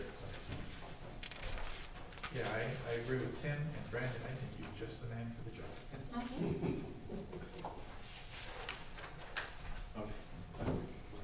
Lee? Any comments? No comments. Concerns? No. Okay. Troy? Nope, good, thank you. Okay. All right. All in favor of allowing me to attend the conference, say aye. Aye. And if anybody changes their mind and wants to attend, just let me know. Or let Sherry know, and she can send it out. All right. Moving on to number 9, will be the discussion. I'd like to talk about our commissions. We're all liaisons on them, and from what I've gathered, we can't. From our ordinances, it's really skewed. We should, even though we've been voting, we shouldn't be. And then I should be at every meeting, and then it's just, so I'd like to make it, we could have put both of these, number 9 and 10 together, but what I'd like to do is remove the council liaison and make them a voting member. So, can I get a motion and a second to discuss? Yeah, I'll make the motion. Okay. I'll second. All right, thank you. So, yeah, like I said, right now, the way it's set up is a council member's supposed to be there and I'm supposed to be there, and I'm just supposed to watch, but the council person, we have to, if there's 7 people that are supposed to be there, and it's just, I know it hasn't been done that way, and I don't think it needs to, so I would just like to change that across the board for all our commissions, allowing, the liaison to be involved. Well, I think it would help too with getting a quorum. Yeah. So long as there's not a statute that that would preclude a council member from voting on a commission. I'm not aware there is, but I'm not 100% sure either. I did not dig deep into that, I just know we've been voting, and I know like the zoning commission approved me to vote. EDC, they wanna approve me to vote. I'm assuming, we talked about it at the parks, so it's just. Yeah, so I just want to bring up I'm just thinking of something. Hypothetically, well, I've attended planning commission meetings. At this point, you are a liaison on that, right? But you are not a voting member. So if I'm sitting in the audience and you're voting on something that is going to be coming before the council, I got a heads up on where you stand on that particular issue. And I don't mean anything by it other than it's just an observation I'm making. So I will know when you're coming to the city council meeting, what your opinion is on that issue. Yeah. Fritz, is there anything wrong with the council being voting members, or the mayor specifically being voting members? On the planning commission, there might be. given its separate statutory authority and recommendation. So I don't believe you can in that case, and it's not normally the practice. Usually a council member is there as a participant, and primarily as an observer and someone who reports to the council, ultimately is the council. But I'm unaware of any reason why you couldn't vote, why you couldn't make, except for the planning commission, why you couldn't have the liaison be actually a appointed member. What would it affect the committee of the council? Yeah, so like, the commissions vary slightly, but I just pulled up, well, before I dropped the book, the Economic Development Commission. It did say it was, so they wanted the mayor there and another council member. So it says, one member shall be appointed from the membership of the council, and one shall be the mayor, who shall serve as an ex officio non-voting member. I think that says the same for HPC. HPC, Yep. exact wording. So I'm guessing it's across the board for each commission. Well, if it actually designates and points to one who is not obviously a voting member, then clearly by inference, the other one could be. What I read off the head is I'm not supposed to be a liaison for any commission, I'm just supposed to go to every meeting. That's a lot. So sorry guys, I'm gonna have to not go to, or be a liaison anymore. And we're gonna have to divvy that out if we follow that. Can we change that part except for zoning? Or? You can change that. I mean, you know, Not that I don't wanna be there, but it just, I can sit there and listen, but, you know. well, Mr. Mayor, I don't think anybody would suggest that, that's for sure. But, I do think that, the planning commission's the only thing that you'd have a carve out on. And where it says ex officio, that of course means non-voting.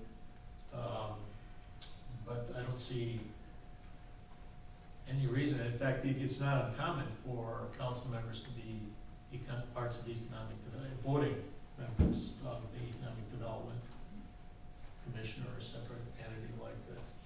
Or like right now, we only have one council at each commission, and usually it's the mayor. Do we want to, do we need to? I mean, can we just, Could you get to? could we eliminate the mayor?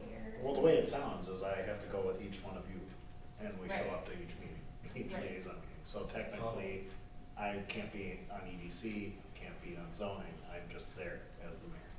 Yeah, No. so currently, we're missing a council member from every commission meeting per the code, so. Well, and Mr. Mayor, you could not count as part of the quorum as an ex officio member.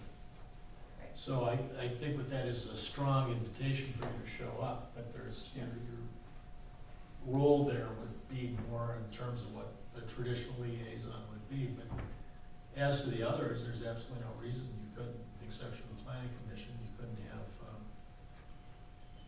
and maybe that's your primary role in the planning commission, maybe you go to the planning commission as the council's representative ex officio. We just really, it's hard to get people on commissions. It's hard to get a quorum sometimes. is what Well, I'm that's a saying. common problem. I just went online to the League of Minnesota Cities and pulled up a template for planning commission, and there's a note here. If the city has approved a council member as a non-voting liaison to the commission, an option in the LMC model ordinance establishing a planning commission.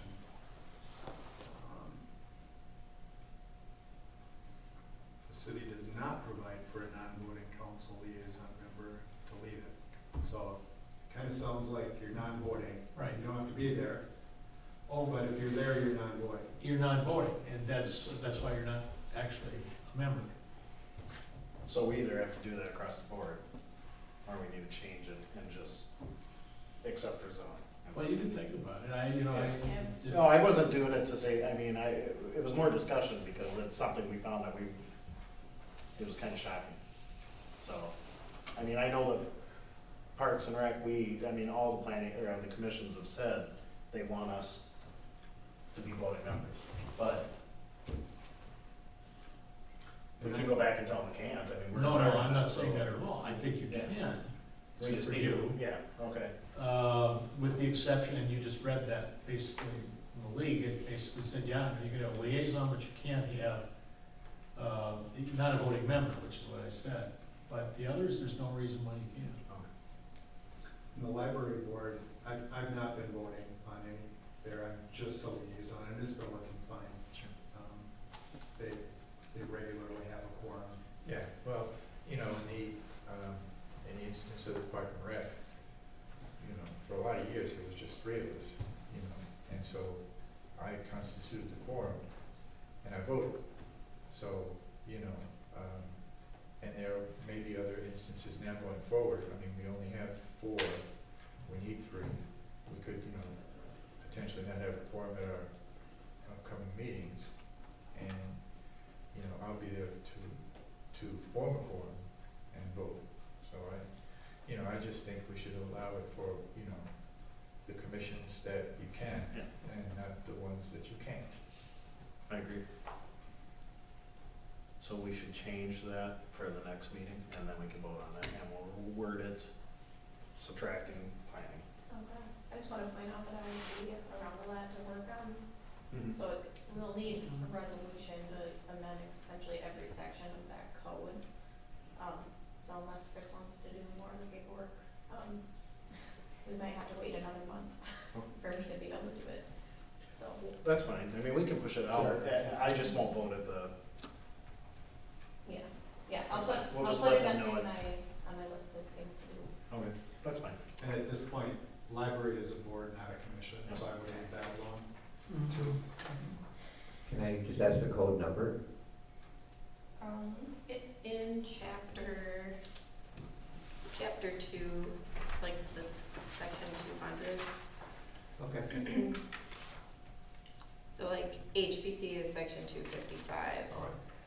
Parks and Rec is section 250. So each section has a membership subsection, and each of those subsections need to be amended. So you're actually going to have however many commissions we have, you know, that many amendments. And we need a resolution for that. Can we just do that under one resolution, or do we have to have No, you just multiple? need one. Okay. So we'll draft a resolution for council. Okay. Sounds good. Any questions on that? I think you're right, Troy. I mean, I can always vote and then really play with you guys' minds and vote totally opposite. No, that makes sense. So, we'll just shoot for June on that. Any other questions, Tom? No. It's a good idea. Okay. Thank you. This is gonna fall right into the next one, number 10, discussion of removing the 25% non-resident guideline from the commission members. I'll make a motion to discuss that. Do I have a second? I'll second. Okay. I'm just thinking out loud, and it's mainly for EDC. Because we have a number of people that wanna be involved that are not, you know, they're business owners, and I think that's a wonderful person to have on our EDC, or a couple business owners. And I would hate to say no to people that wanna be involved, so, again, that'll be a resolution we'll have to make, but we can discuss. I would say with parks, so if you get down to that 3 number, you know, our Lions Club is a member, or will be a member, and that, if you drop down to 3, that's 33% of the membership, so. Tim was gonna submit the application for this. I mean, He got busy and wasn't able to, so I'll have to bring it back to our next meeting. all right, He apologized. accepted. Lee, any thoughts? Well, yeah, I think we're able to get more members, like you said, business owners, whatever. We get a lot of wonderful people that are in a Yeah. TF mailing address, and they do all their business, or they do shopping, they, Yep. you know, and they wanna be involved. And They're they here say, in town. sorry, you're not in town, They're- so. Yeah, no, I think it's a good idea. So we're removing the 25% and not That's what- setting a new percentage at all. Is that correct? We could do either or, Well, 50%, I mean. What happens if we have 100% non-residents on the commission? Well, you can at least have one, unless it's so. Okay. I mean, and we could do it per commission. I'm just throwing it out there. No, as I a- get it, I mean, there's always that opportunity, I mean, possibility, I guess, but we have to approve it, so. Oh, that's true. Yeah, I mean, That's we're in true. charge of approving everybody. So we'd see the applications as we may have. That'd be an interesting denial then. Yeah, you have to have a reason for denial. Uh-huh. So I would think about what percent Yeah. to put in there. I'll suggest 50.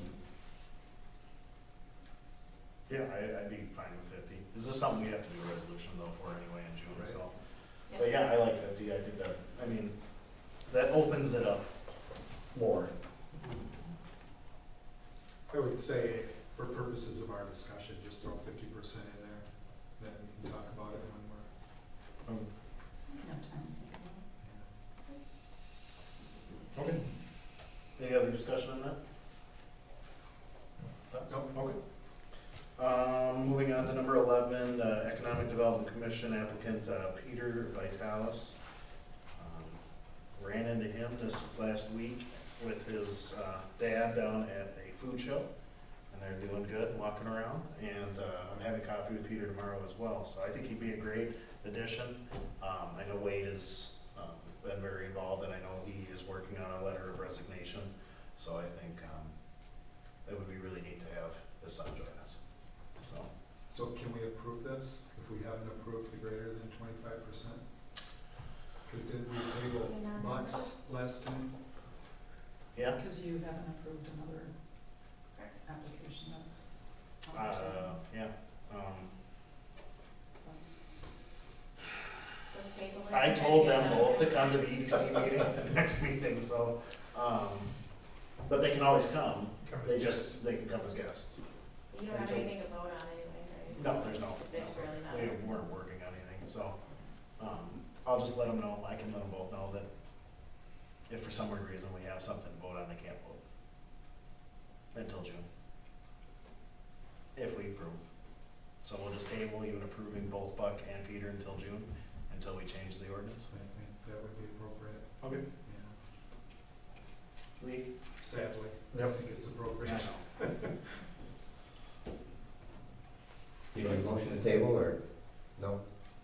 Okay. I don't think we have to do it here, we'll just put it on hold.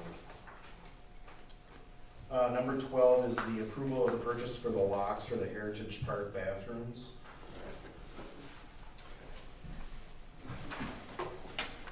So you should have from, the proposal to put automatic locks in that will open at 6 AM and close at 10 AM.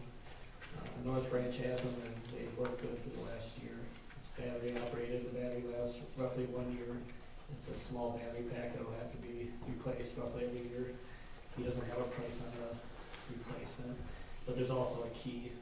We can buy a couple keys just in case we run into any problems. I would suggest a couple of keys.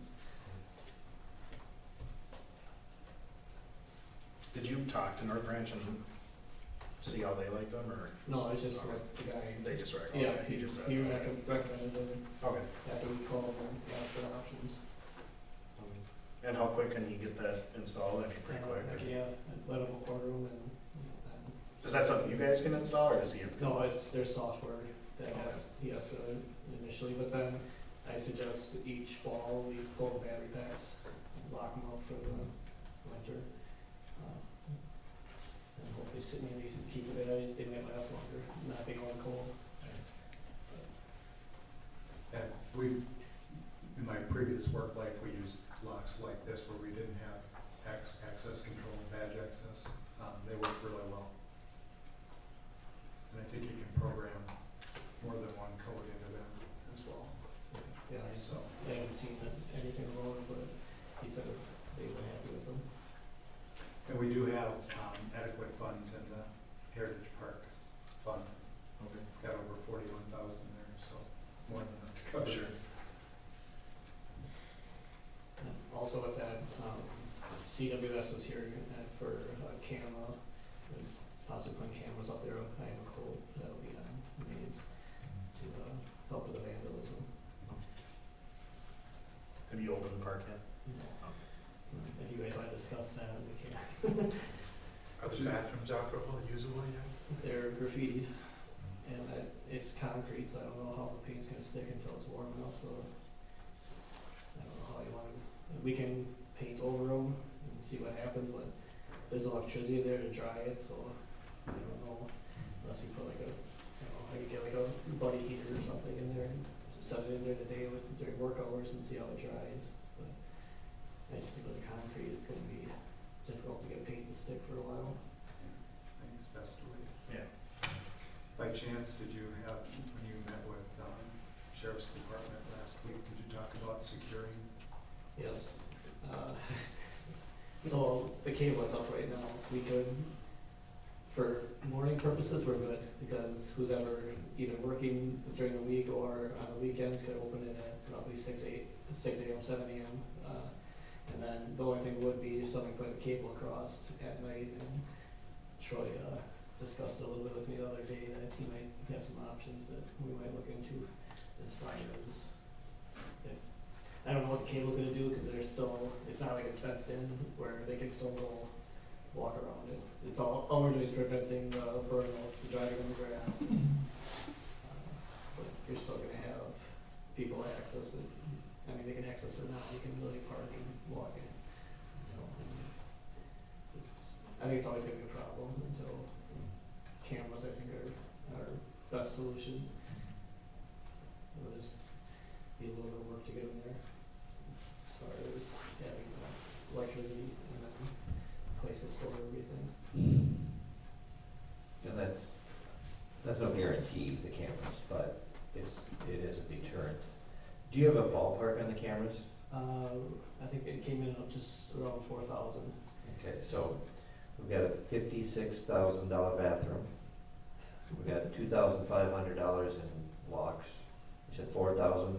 2,600. Yeah. Roughly 4,000 of security cameras. And it doesn't, and we'll need a pole to put it on. I'm just wondering if we're getting any close to any world record or anything. Yeah, no, Okay. Well, and plus, all the graffiti, Yeah, that, we're gonna, right. graffiti remover and paint that we're gonna Right. have to deal with over time. Well, I mean, when you, was it Michael, I think it was his name, from the insurance? I mean, if he comes out, let's Yeah. ask some questions. Oh, yeah, that was new to me, that there's something that we could, Right. then maybe we could get someone, my thought is get someone professional that knows what kind of paint to use. Sure. That would make it easier for us to remove it if it's to that point, because, the graffiti did great taking the paint off, but also took the paint off that the wall was painted. It went right through both paints, so I don't know what else to. I think it's just a $250 deductible, so. I would see if like epoxy or would something. cover having somebody professional come out, Right. or if it's just gonna cover us getting it clean, but. Yeah. I don't think any of it would cover our labor. Yeah. Materials it would. I just hate to keep on doing 250 every month. Right. Cause eventually it's gonna go up. Well, and it wasn't just the graffiti, like the toilet was ripped off the floor. There's a grill in the pit that we got to somehow fish out there. It was probably one of the worst things I've ever seen in 17 years of doing bathrooms. I mean, there was no, whoever did it, went in there with a purpose. It wasn't just an accident. Well, I think we're on the right track. I mean, the clocks, and then we'll discuss cameras in May. It's nice that we have a fund balance. It is. Any other questions on the clocks? No. Okay. Let's go ahead and vote then. All in favor of approving the Amador Locksmith and Door Services? Brad, can we vote? Oh, yeah. I'd like to make a motion that we approve the lot procurement that Kevin has proposed as part of the packet, and I'd like a second. I'll second. Okay. Any other discussion? Thanks, Tim. All right, all in favor, say aye. Aye. All right, next on the list is the ceiling improvements. It's repairs, it's not sealing. Okay. It'll be actual asphalt, removal and repair. Okay. Asphalt repair. Good to see you. I'd like to make a motion that we open discussion on street repairs and manhole repairs. I'll second. All right. Tim? Kevin did a nice job putting the S-bar together. He's gotten proposals. I think the funding for this would come from 3 different separate funds. The work at the community center would be funded by the community center fund balance.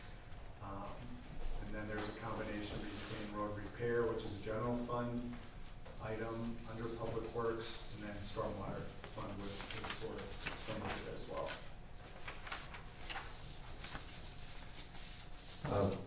Yeah, thank you, Kevin. This was great. These pages in the packet were easy to understand. You broke everything down. There was one estimate where you had to bring it down. The descriptions are there, and I just want to thank you for making this so clear. Yeah, this was at the North Oaks. So you reminded us that the patching per square foot, that was $16.20 each. Yeah. Brought it back down, so it was like right there in front of it. So I just wanted to thank you for making this clear. And I think there's a growing number of people that would really like to take care of that lake at the community center. Oh. Except the ducks. Yeah. So, any guarantee you have that you think this would really do it would probably be. Yeah, with them, they're gonna mill the edges and then also put tack down the whole, so they're gonna build it up. It's almost gonna be like a giant handicap ramp, but it won't be flush with the sidewalk. It'll have like a 2-inch gap between the actual sidewalk for the community center and the new asphalt. It'll be slowly ramped away from the building. So the excess water that's there now would find itself right. It's gonna flow around it instead of sitting there. And go North or south? It would go, no, it's gotta go. South or south? Yeah, there's quite a lift to go up to the north. The only other suggestion would be to put stormwater gutters in that whole building. That's not gonna happen, so I think this would be good. And I also noted from the year that I've been working here, a lot of people get dropped off by the door, being older people, and that's such a huge step there. Right. And part of me wants to do a section where it's actually flush, so you just have your wheelchair access right there, instead of having to walk all the way to the back of the building, then back up. Then, it wouldn't change the price. It's something that I guess you guys could discuss, but.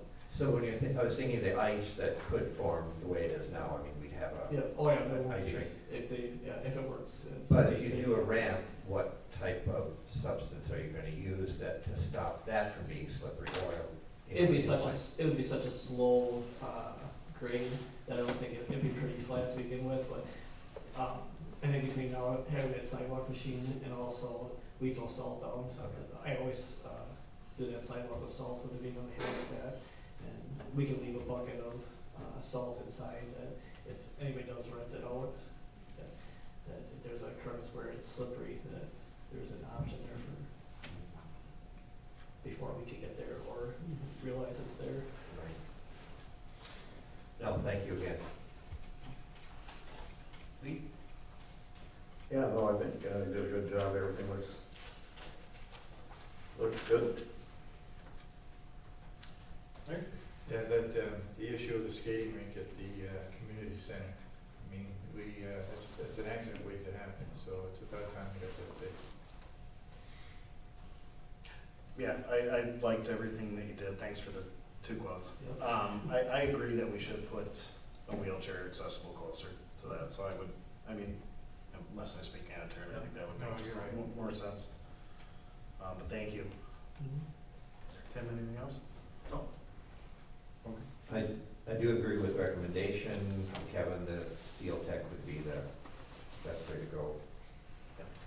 He just seems like he's willing to give us a chance to repair anything we do find once they open up their own manholes, that there is loose bricks or loose rings, and he's like, oh, hey, I'll come back the next day and we're gonna fix today, we'll patch tomorrow. And I'm like, okay, this helps us because we don't know what we're gonna get necessarily until we open it up.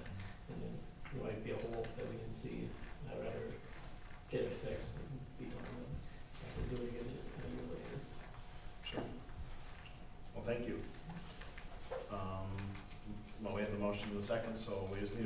on approving, Seal Tech to do the repairs. All in favor, say aye. Aye.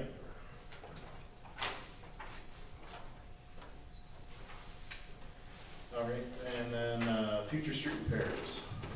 So, the biggest one I believe for this year would be Ravine Government, from in between First Street and Bench Street. Main reason is we have a existing clay, sanitary sewer main that is collapsed. And thankfully it collapsed down where the flow is still flowing properly, but it's not sealed tight, so I think we're getting a lot of, inflow from either rain, snow, and just debris, I think is a big problem. There's roughly 225 feet of that needs to be replaced with PVC. And then also overall, hopefully we can mill and overlay the asphalt from one intersection right around to the other. Be roughly around 10,000 square feet of asphalt coverage that we have to account for. My biggest thing is, so we're dealing with a state road and a county road that I think we should have some engineering help with this one, just for the fact that the manhole, the downstream manhole is on the state highway, in the middle of the state highway. I don't know if we can only have to go up to, or if we want to go all the way to the manhole and then wait for 95 to get redone in a couple of years, is the rumor that you've told me and I've heard. And then we just have them finish connecting once that road's ripped up. And otherwise we're gonna have to close down a whole lane of traffic for a day, 2 days, and then plus whatever to get it. I'd rather just go right up to the seam, and then once they open 95, we finish it, if that's an option. But that's something I would need the, both, I think the engineers to look into. No, we haven't had any motion. I'd just make a motion to open up conversation about, new business item 14, street repairs, street improvements technically. And, Do we have to do motion a second if we're not gonna vote on anything? It's just discussion. well, Because we don't have any bids. so We need to get, what we want to ask the council's permission to do is engage Bolton and May to provide us with a proposal to do the engineering, bid packet and contract administration for the project. And then we would bring that back to council at a future date for approval. And there's no cost to that. No cost to get their proposal. Right. Yeah. I'll second. I think this is a sizable enough project, enough complexity that it would require engineering. I heard the county might kick in some money now. This is fun having you back here. You should come up here. No, So yeah, Lee and Kevin and I would work with Bolton and May to tell them what we're looking for, and then they would give us a proposal. We'll bring that back to council. And then we'll forward from there. Okay. But Kevin's done a nice job with identifying what the scope of the project would be. And it would be funded by at least two different funds. One would be the street improvements, which we have a separate special levy amount for. And there's some fund balance there. And then the other would be the sewer fund.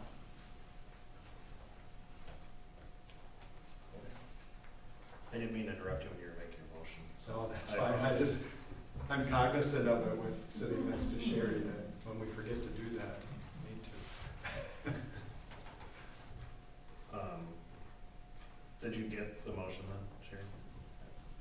Or do you need us to redo it since I interrupted him? Yeah, because I think it was more discussion, comment than. I'll formally make a motion to open up conversation about future street improvements. No second. Any further discussion? No. All those in favor of approving getting Bolton and Main moving forward with this project, say aye. Aye. Alright. Next is, thanks, Kevin, I appreciate it. You don't have to Thank take you. it. Stick around for this one yet? Oh, well, you might as well, yep. We're gonna, I don't know if we have to make a motion or a second on this one. It's, we have spring cleanup day on May 18th. And we're trying to figure out how the best way it is besides YouTube or mailing attachments to water bills, how we can let everybody know, because I guess they said the last time we did this, the turnout was poor. And so we really wanna make it good. So we have to also, I think, define spring cleanup day, what we're gonna do. Is that the collection of recyclables and things at City Hall? Yep. Yep. Yeah, Evergreen will be here from 8 AM to noon. And they'll be collecting everything besides household hazardous items and construction materials. Diane also did reach out to me today and asked if I had any information that she could put out already. And I gave her the list from Evergreen, which we have. And that's something I think, I don't know if we should put it in a flyer or something and mail to each address. I don't know if we can put it on the water bill. I don't think it would be, I think it'd be easier to put it on a flyer. Put it on the website. Yeah, website, and then I would just figure we'll get the sign out front or downtown somewhere, and just put the cleanup day. What about that sign that you put downtown? Yeah, I think Yeah. that's what it is. Yeah, that's what we're gonna, We could put one, because we have two. yeah. The Lions, I'm sure would, I'll check with them, but I'm sure they would donate their sign for a day, but we could put one right up here. Yeah. And we could put one downtown at the intersection. We could also ask our community partners to, put it on their Facebook, Yeah, Instagram, Diane's whatever. already got that, that's what she reached out to me today for. And the newspaper? We could. Yeah. We could, yeah. And obviously our website. And we can do a flyer and mailing, it's just expensive.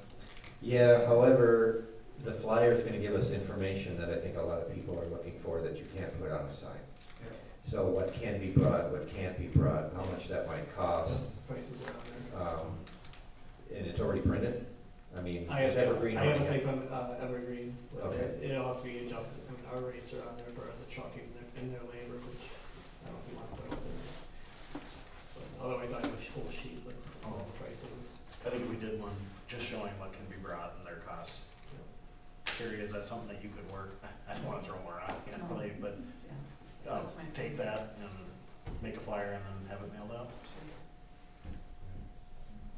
And one other thing, I don't know, this is something you guys can discuss later, but do a spring and fall, like a newsletter flyer, especially with like the parking ban in fall. And I think if we could at least twice a year, maybe get some kind of flyer out just to help with the small issues that we do have with the parking. And then I think it's spring, just as far as with, hydrant flushing and smoke, there's gonna be things that we can put on each, between spring and fall, I can get a couple of things going. Sewer do's and don'ts. Yeah. I've had like 3 or 4 people reach out in the last month asking for the city to start doing their quarterly newsletter again. So I think we can do that. Okay. Anything else, any discussion on? No, good idea. Troy, anything you wanna add? No, thank you. Lee? No. Okay. Thank you, Kevin. Thank you. Number 16 is approving the purchase of a second personnel file key for the city clerk, Sherry.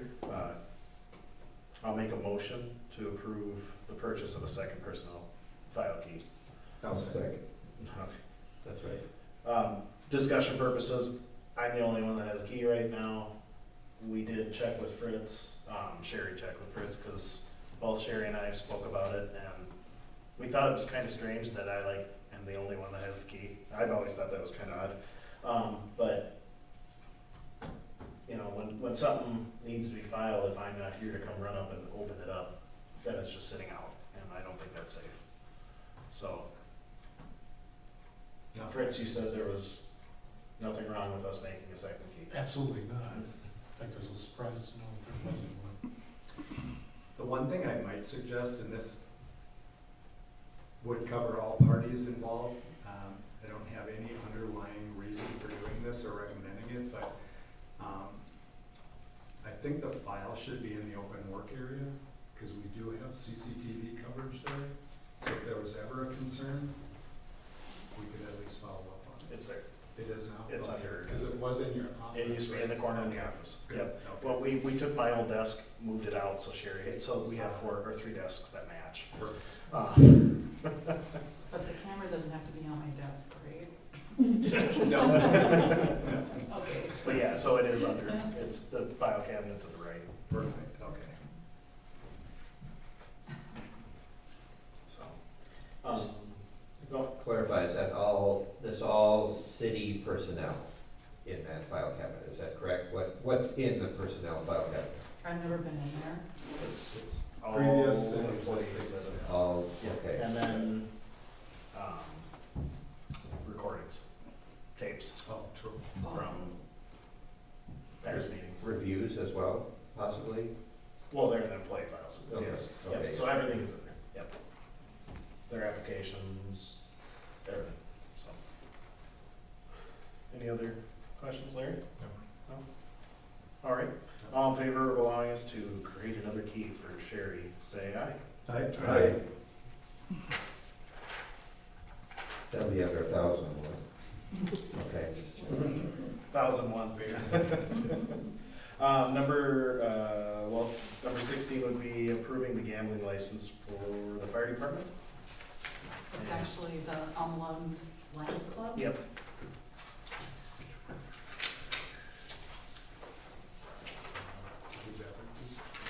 Right for the smelt fry.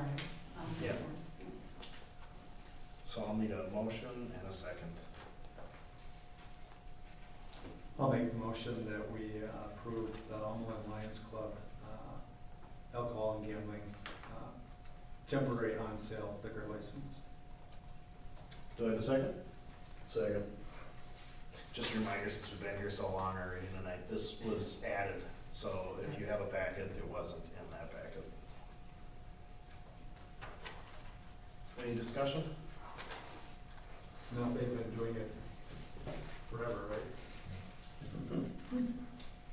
Troy? And what is this for a particular event or Just something? smelt fry. Oh, the smelt fry, that's right, Yeah. thank you. Okay. All in favor of approving the gambling license for the smelt fry, say aye. Aye. Aye. Okay, we're gonna go to old business now. It's gonna be like our old meetings, we can be here until 10 o'clock tonight. Number one is, discussion on King Kind business proposal. We have an updated, proposal in the packet for King Kind. So I'll need a motion in a second, we can discuss that proposal. I'll make a motion. Do I have a second? I'll second. All right. Thank you. And Tim? I don't really have a lot of questions. There's not a lot different, and until we see their full proposal, for whatever March 20th or May 20th meeting we have, I don't really have any more questions. Been interestingly watching the legislature go through their stuff. Some of it's encouraging and some of it's not.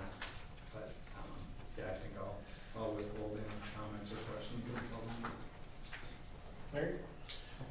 Same thing, you know, it's, I believe it's a good fit for the city, but the one thing that's in the back of my mind is that license. And reading the papers this weekend about, you know, retail going to a lottery system, you know, that's the hang-up. So we'll have to discuss that when we come in next time. Okay. Wait. Yeah, I don't have any. Troy? Nope. I agree, I think we just wait, and, we're gonna have a number of people that are interested in the business park. We'll get to see all the proposals next to each other, listen to them speak on the 20th, so I really don't have anything new to say. Is there anything specific that you would like to see from King Kind as far as content for the proposal? Or do you need to see any more content than what's already been brought forward? we address this, but and it gets more to the, maybe the purchase agreement end of things, but, you know, if we got to that point, I'd wanna know this too. What could the city do? Let's say we wanted to go, with King County to do this. What assurances could we have that there would be follow through on it? How would we be protected? Is there some sort of, earnest money that could be put down, that, if the deal fell through, we'd have at least some money, maybe the value of the properties or a percentage of the property value if the deal fell through. That's my main concern because of the instability in the legislation in that process. I still think the state is gonna do whatever they can to get their hands on every tax dollar they can, so they're not gonna wait too long, but they kind of fit the mold right now of being in the lottery, at least for, if they have a lottery for the growers, I don't know, but they are a social equity applicant by definition. So technically they should be okay.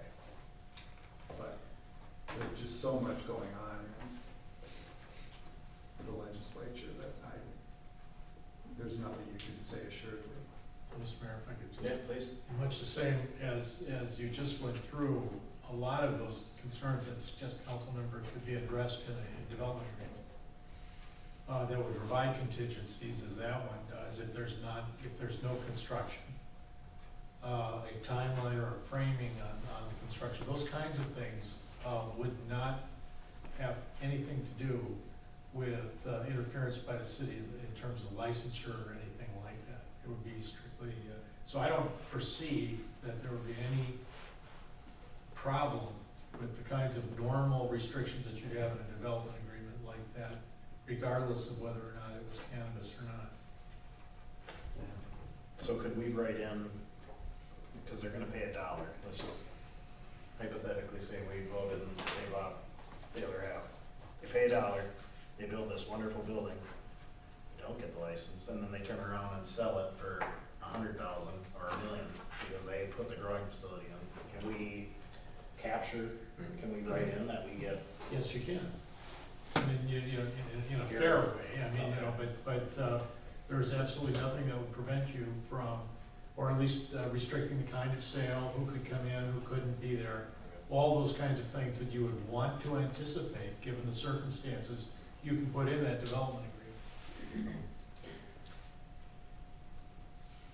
I have a quick question, probably for the zoning administrator, but how many proposals do we have right now interested in this property? Well, we've got Hirsch Contractors, Hirsch Erectors, Northwoods Excavating, King Kind, and now, Mr. Carney, thank you. Right, so we have a total of 5, Total of 5. and we're making 4 of them wait. Why are we making 4 of them wait? What do you mean? Well, where are those, we've had those proposals, those are serious proposals, are they not? From the other ones? I mean, why we seem to be waiting a while for this? No, so Northwoods Excavating, he came in kind of preliminary, or he's in the preliminary stages, so we don't have a solid proposal for Okay. Northwoods Excavating. And previous council meetings said they wanted more details on the proposals from the ones who did present. Okay, do we have everything do we have serious proposals from any of the others, Hirsch, for example, or? Yeah, just what was submitted in the last packet. Okay. So I don't think it was a detailed breakdown of what each business looked like at all.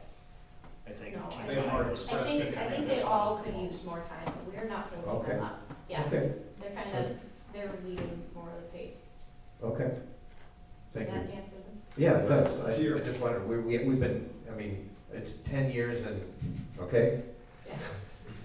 To your point though, we want full business plans, just like what we had with Hirsch, for all these parties who are interested in time for us to review for the May 18th or May 20th meeting. So that will be kind of where the rubber hits the road. That's Okay. when we'll be making a decision. Good. Does it have to go to planning before that too? No, it didn't. No. I remember So seeing. so basically, all the other applicants just need more time for their proposals, but Hirsch, you know, they're busting at the seams at their business, so they he had all of his paperwork ready. Right, and I guess that would be one of the ones I would be considering. I mean, why are we making, I do remember the other two proposals from them, from Hirsch, and they seem pretty fairly detailed, but there's Yeah, still we more. need site plans from them Okay. too. Yep, we need more details from them as well. Okay, thank you. Any other questions? Discussion? Okay, well, we'll just, make sure we let them all know we need them for the 20th. Next one under old business, I just wanted to follow up, we had 2 meetings ago spoke about a kayak rental opportunity. I'm still working with Dominic and crew to get their proposal. So I really didn't wanna vote on anything yet. I think we need to wait on this one maybe, as a cost. But until we see Dominic's, I don't wanna make any decision, but I also think like with the company that's interested in coming in right now, I think maybe another year out would be smart just because of the cost. If, you know, it's gonna cost the city a lot of money. Right now, we need to be cognizant of our budget. I don't wanna put $20-some thousand into a kayak rental right now with things that we know are coming. So that was my opinion. I just want to give you guys an update. I do not have a second proposal yet.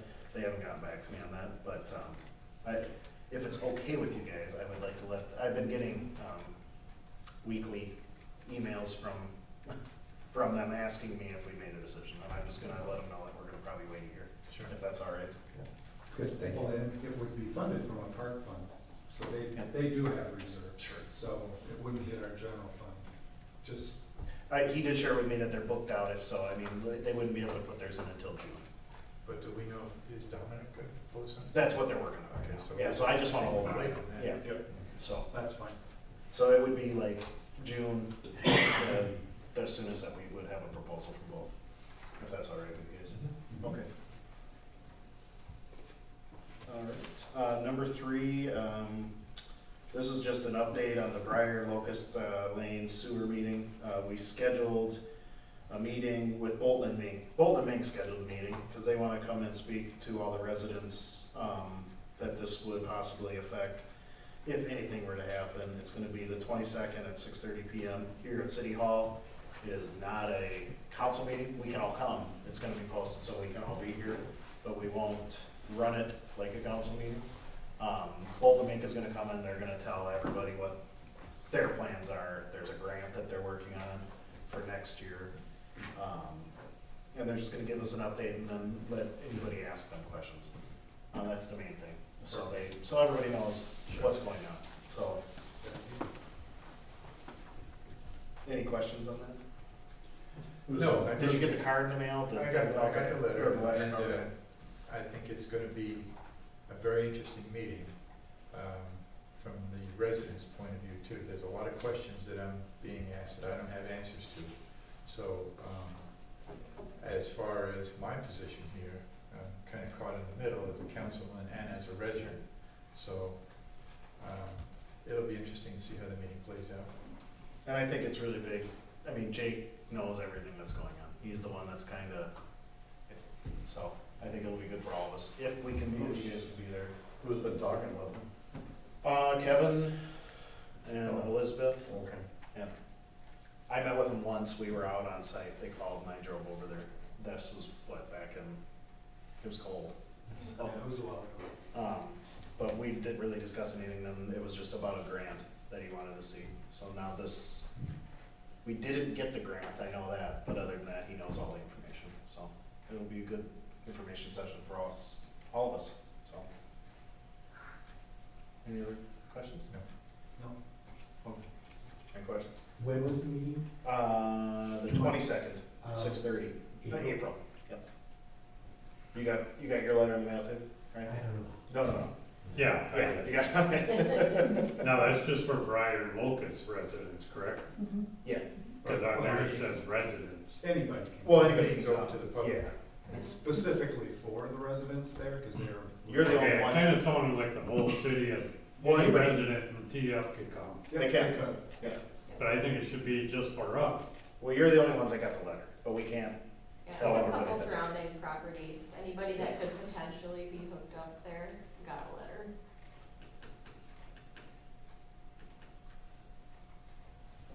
But you'll be able to ask questions and all that too. So Oh, yeah. it's just be a discussion, an open discussion, so.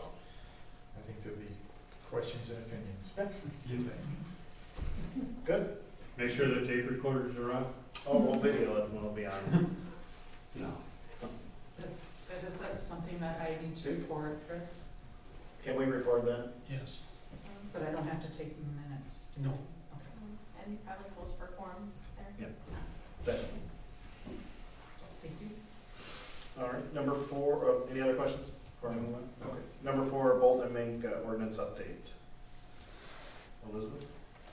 We're getting closer, so Bolton and Mink has sent me chapters 1, 2, and 3 with some minor edits. They said they would take care of, and just a few points of research for me to look into. They didn't give a specific timeline, but we are getting closer. One of the things that needs to be done too, which I thought was kind of part of the ordinance, but it's like a separate document, is the zoning map. That was not included in their like quote. So we'll have to, I'm gonna see what relationship we have really with the county, and see if they can maintain a zoning layer, or if we're gonna have Bolton and Mink make their own, and then we can add that into the GIS mapping, so we can use that interactively too.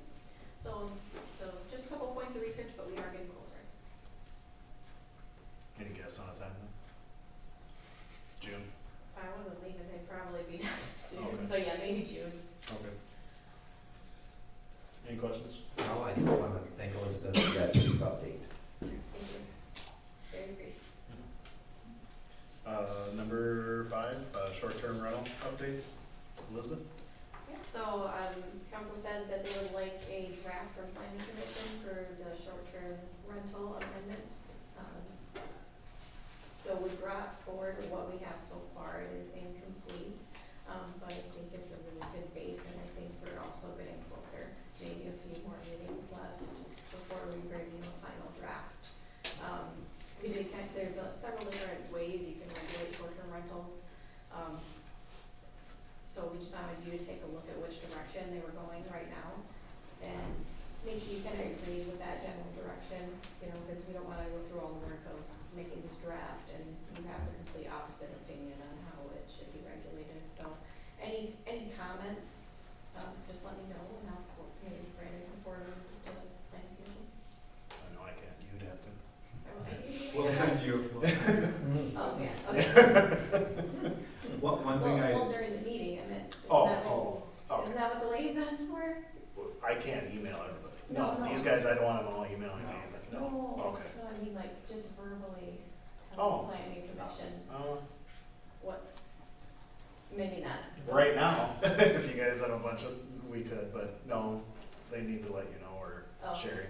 Yeah, I think, well, I'll let you know what my thoughts are on it. The only one I have right now with short-term rental is to ensure that our ordinance is consistent with the county's. And I have some links if you need. Okay. I can email those to you. Because the county does have a pretty comprehensive ordinance on this already, and part of their application process requires that the city attests that we've approved them being here. But a lot of the same stuff is in the county's ordinance, like the 30-day. Should we do 28 or 31 or whatever? The county's is 30. The county's is 30. Now, there's 2 recommendations on the number of short-term rentals. One is for 10 and one is for 20. So my question is, how many do we have now? And the 20 or these amounts, does that include the ones that we have now, or are they grandfathered in? Yep, so the planning commission's intention was for council to make a resolution to automatically give any short-term rentals with existing conditional use permits, automatically give them a license, so that they are technically grandfathered in. Sure. So licensing is regulated just separately from the conditional use permits. So we can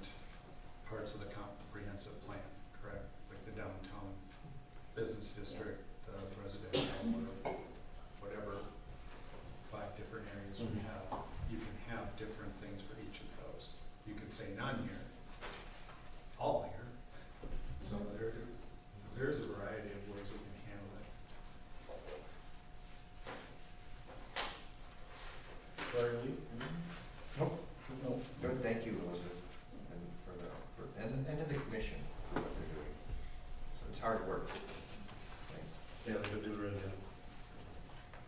Let's shoot for the May meeting to have one, if we can. For us to kind of start tearing apart. Yeah, I know one thing that I know Brian kind of looked into just some examples, but council said they wanted like a saturation study, sort of research done, and I'm sure the commission hasn't really done that. So I don't know if you want to consider what exactly you want for that factor. Or if you want to hire out an actual study, because that would delay things. I personally don't think we need to. I'm not the only one that makes the decision. What do you guys think? Do we need the saturation study before May so we can look at the ordinance? I don't think It would be that saturation of short-term rentals, so some of us might say the answer is yes. And not to say Without the you study. don't consider, yeah, I guess what exactly is a study? Yeah. Pulling statistics from how they're, or just find a way to justify the number. The number of licenses is gonna ultimately be that big. Or we could just say item. that we want a complete list of every town, 1,000 or 1,500 people less, and how many they allow. But that's gonna take forever.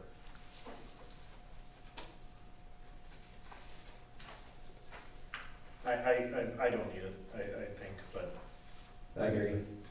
I think we can make our own decision on that. How many did you say we have? About 13. Okay. Good, all right, thank you. Number 6, we'll need a motion and a second to approve the purchase of the cybersecurity contract with the Easy IT guys. I'll make a motion that we open up conversation and discussion on the cybersecurity contract with the Easy IT guys. I'll second. All right, thank you. Tim? Both Lee and I had an opportunity, because we weren't at the closed session. We had a presentation, I believe it was the same presentation you all had. Was impressed, was very impressed with the work that they did. Very pleasantly surprised. Yeah, I'm glad you got a chance to see it. I think it was an excellent presentation.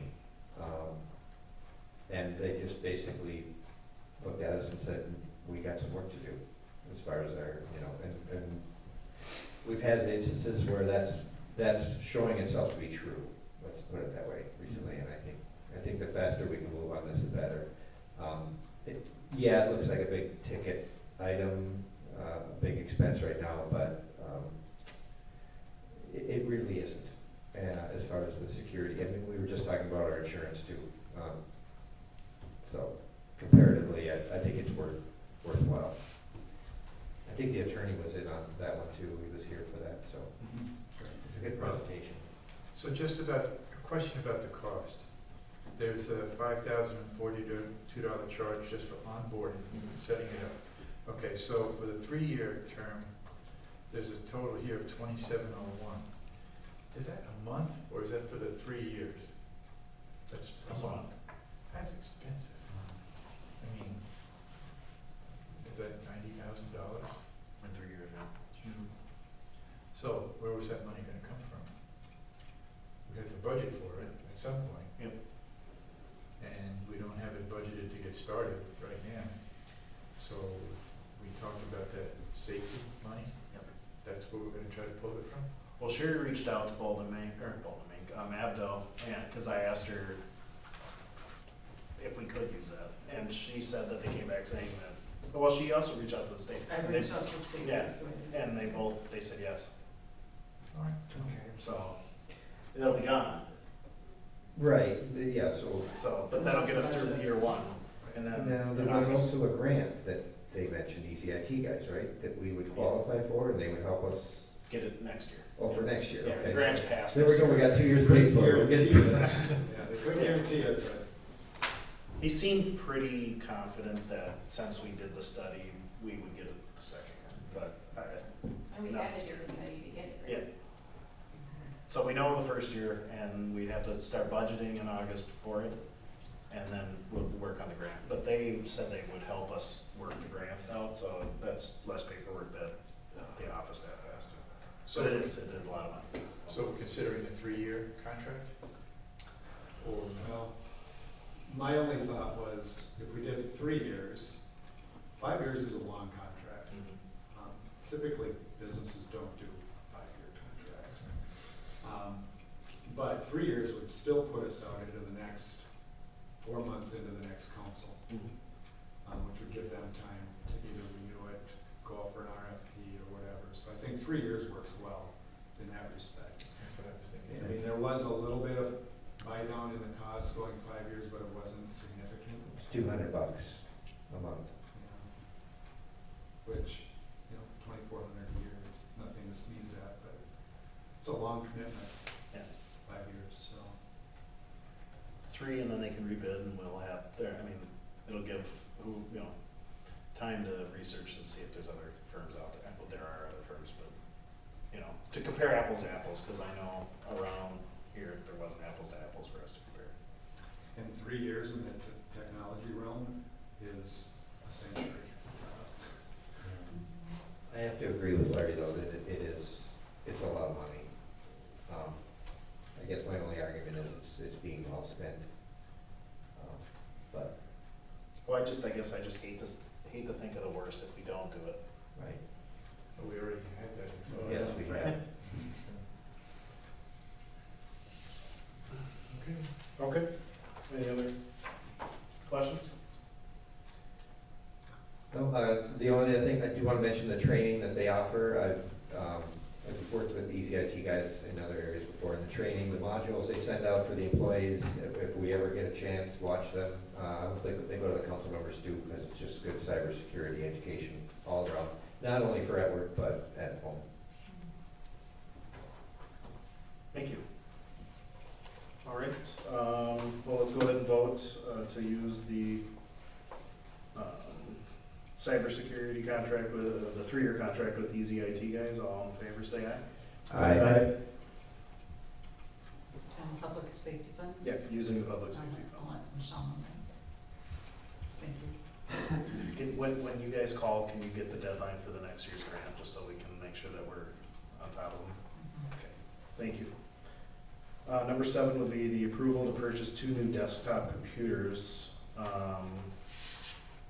for our office staff. I need a motion in a second. I'll make the motion. I'll second. Elizabeth, would you like to give us a rundown? Yep, it came to council, I think in a previous meeting with the quote and recommendation from these IT guys. And we just needed another quote, so I reached out to IT Wrangler, for a comparable, computer, and Sherry also, her computer is acting up, so we added a need for hers as well, that's where the 2 came from. So, both of us are in need. I guess I prefer the Easy IT guys' recommendation.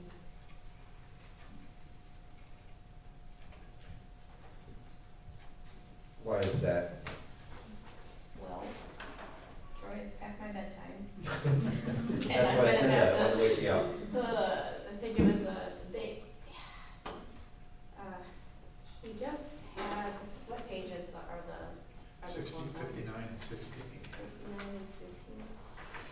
Yeah. Well, the costs were fairly comparable. Yeah, there isn't. Can I get, One was a Dell, and the other one's HP, and tech is not my forte, but Chuck really gave me a solid rundown on his recommendation for that computer and why, and, ECAT regular didn't. I think one of them has a lower processor. Here, look at it. 16 RAM, 512.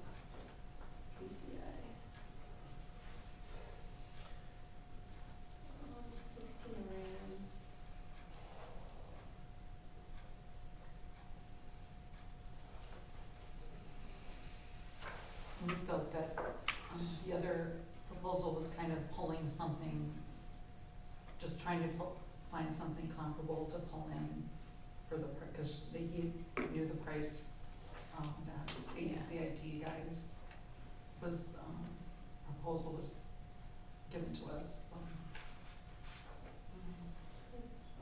So do we, am I right, do we have 1569 then, we don't have a total, or I don't have a total for this CW check at the bottom of the invoice.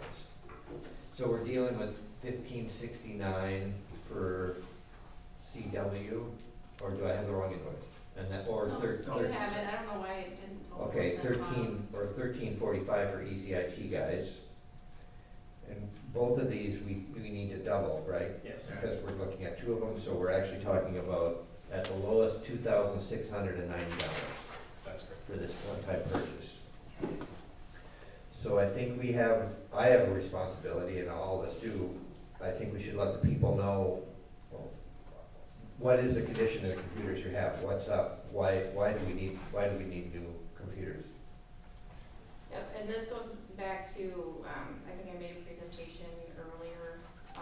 We had, and I have a list at my desk, but we had Chuck do, or EZIT do an evaluation on just my laptop.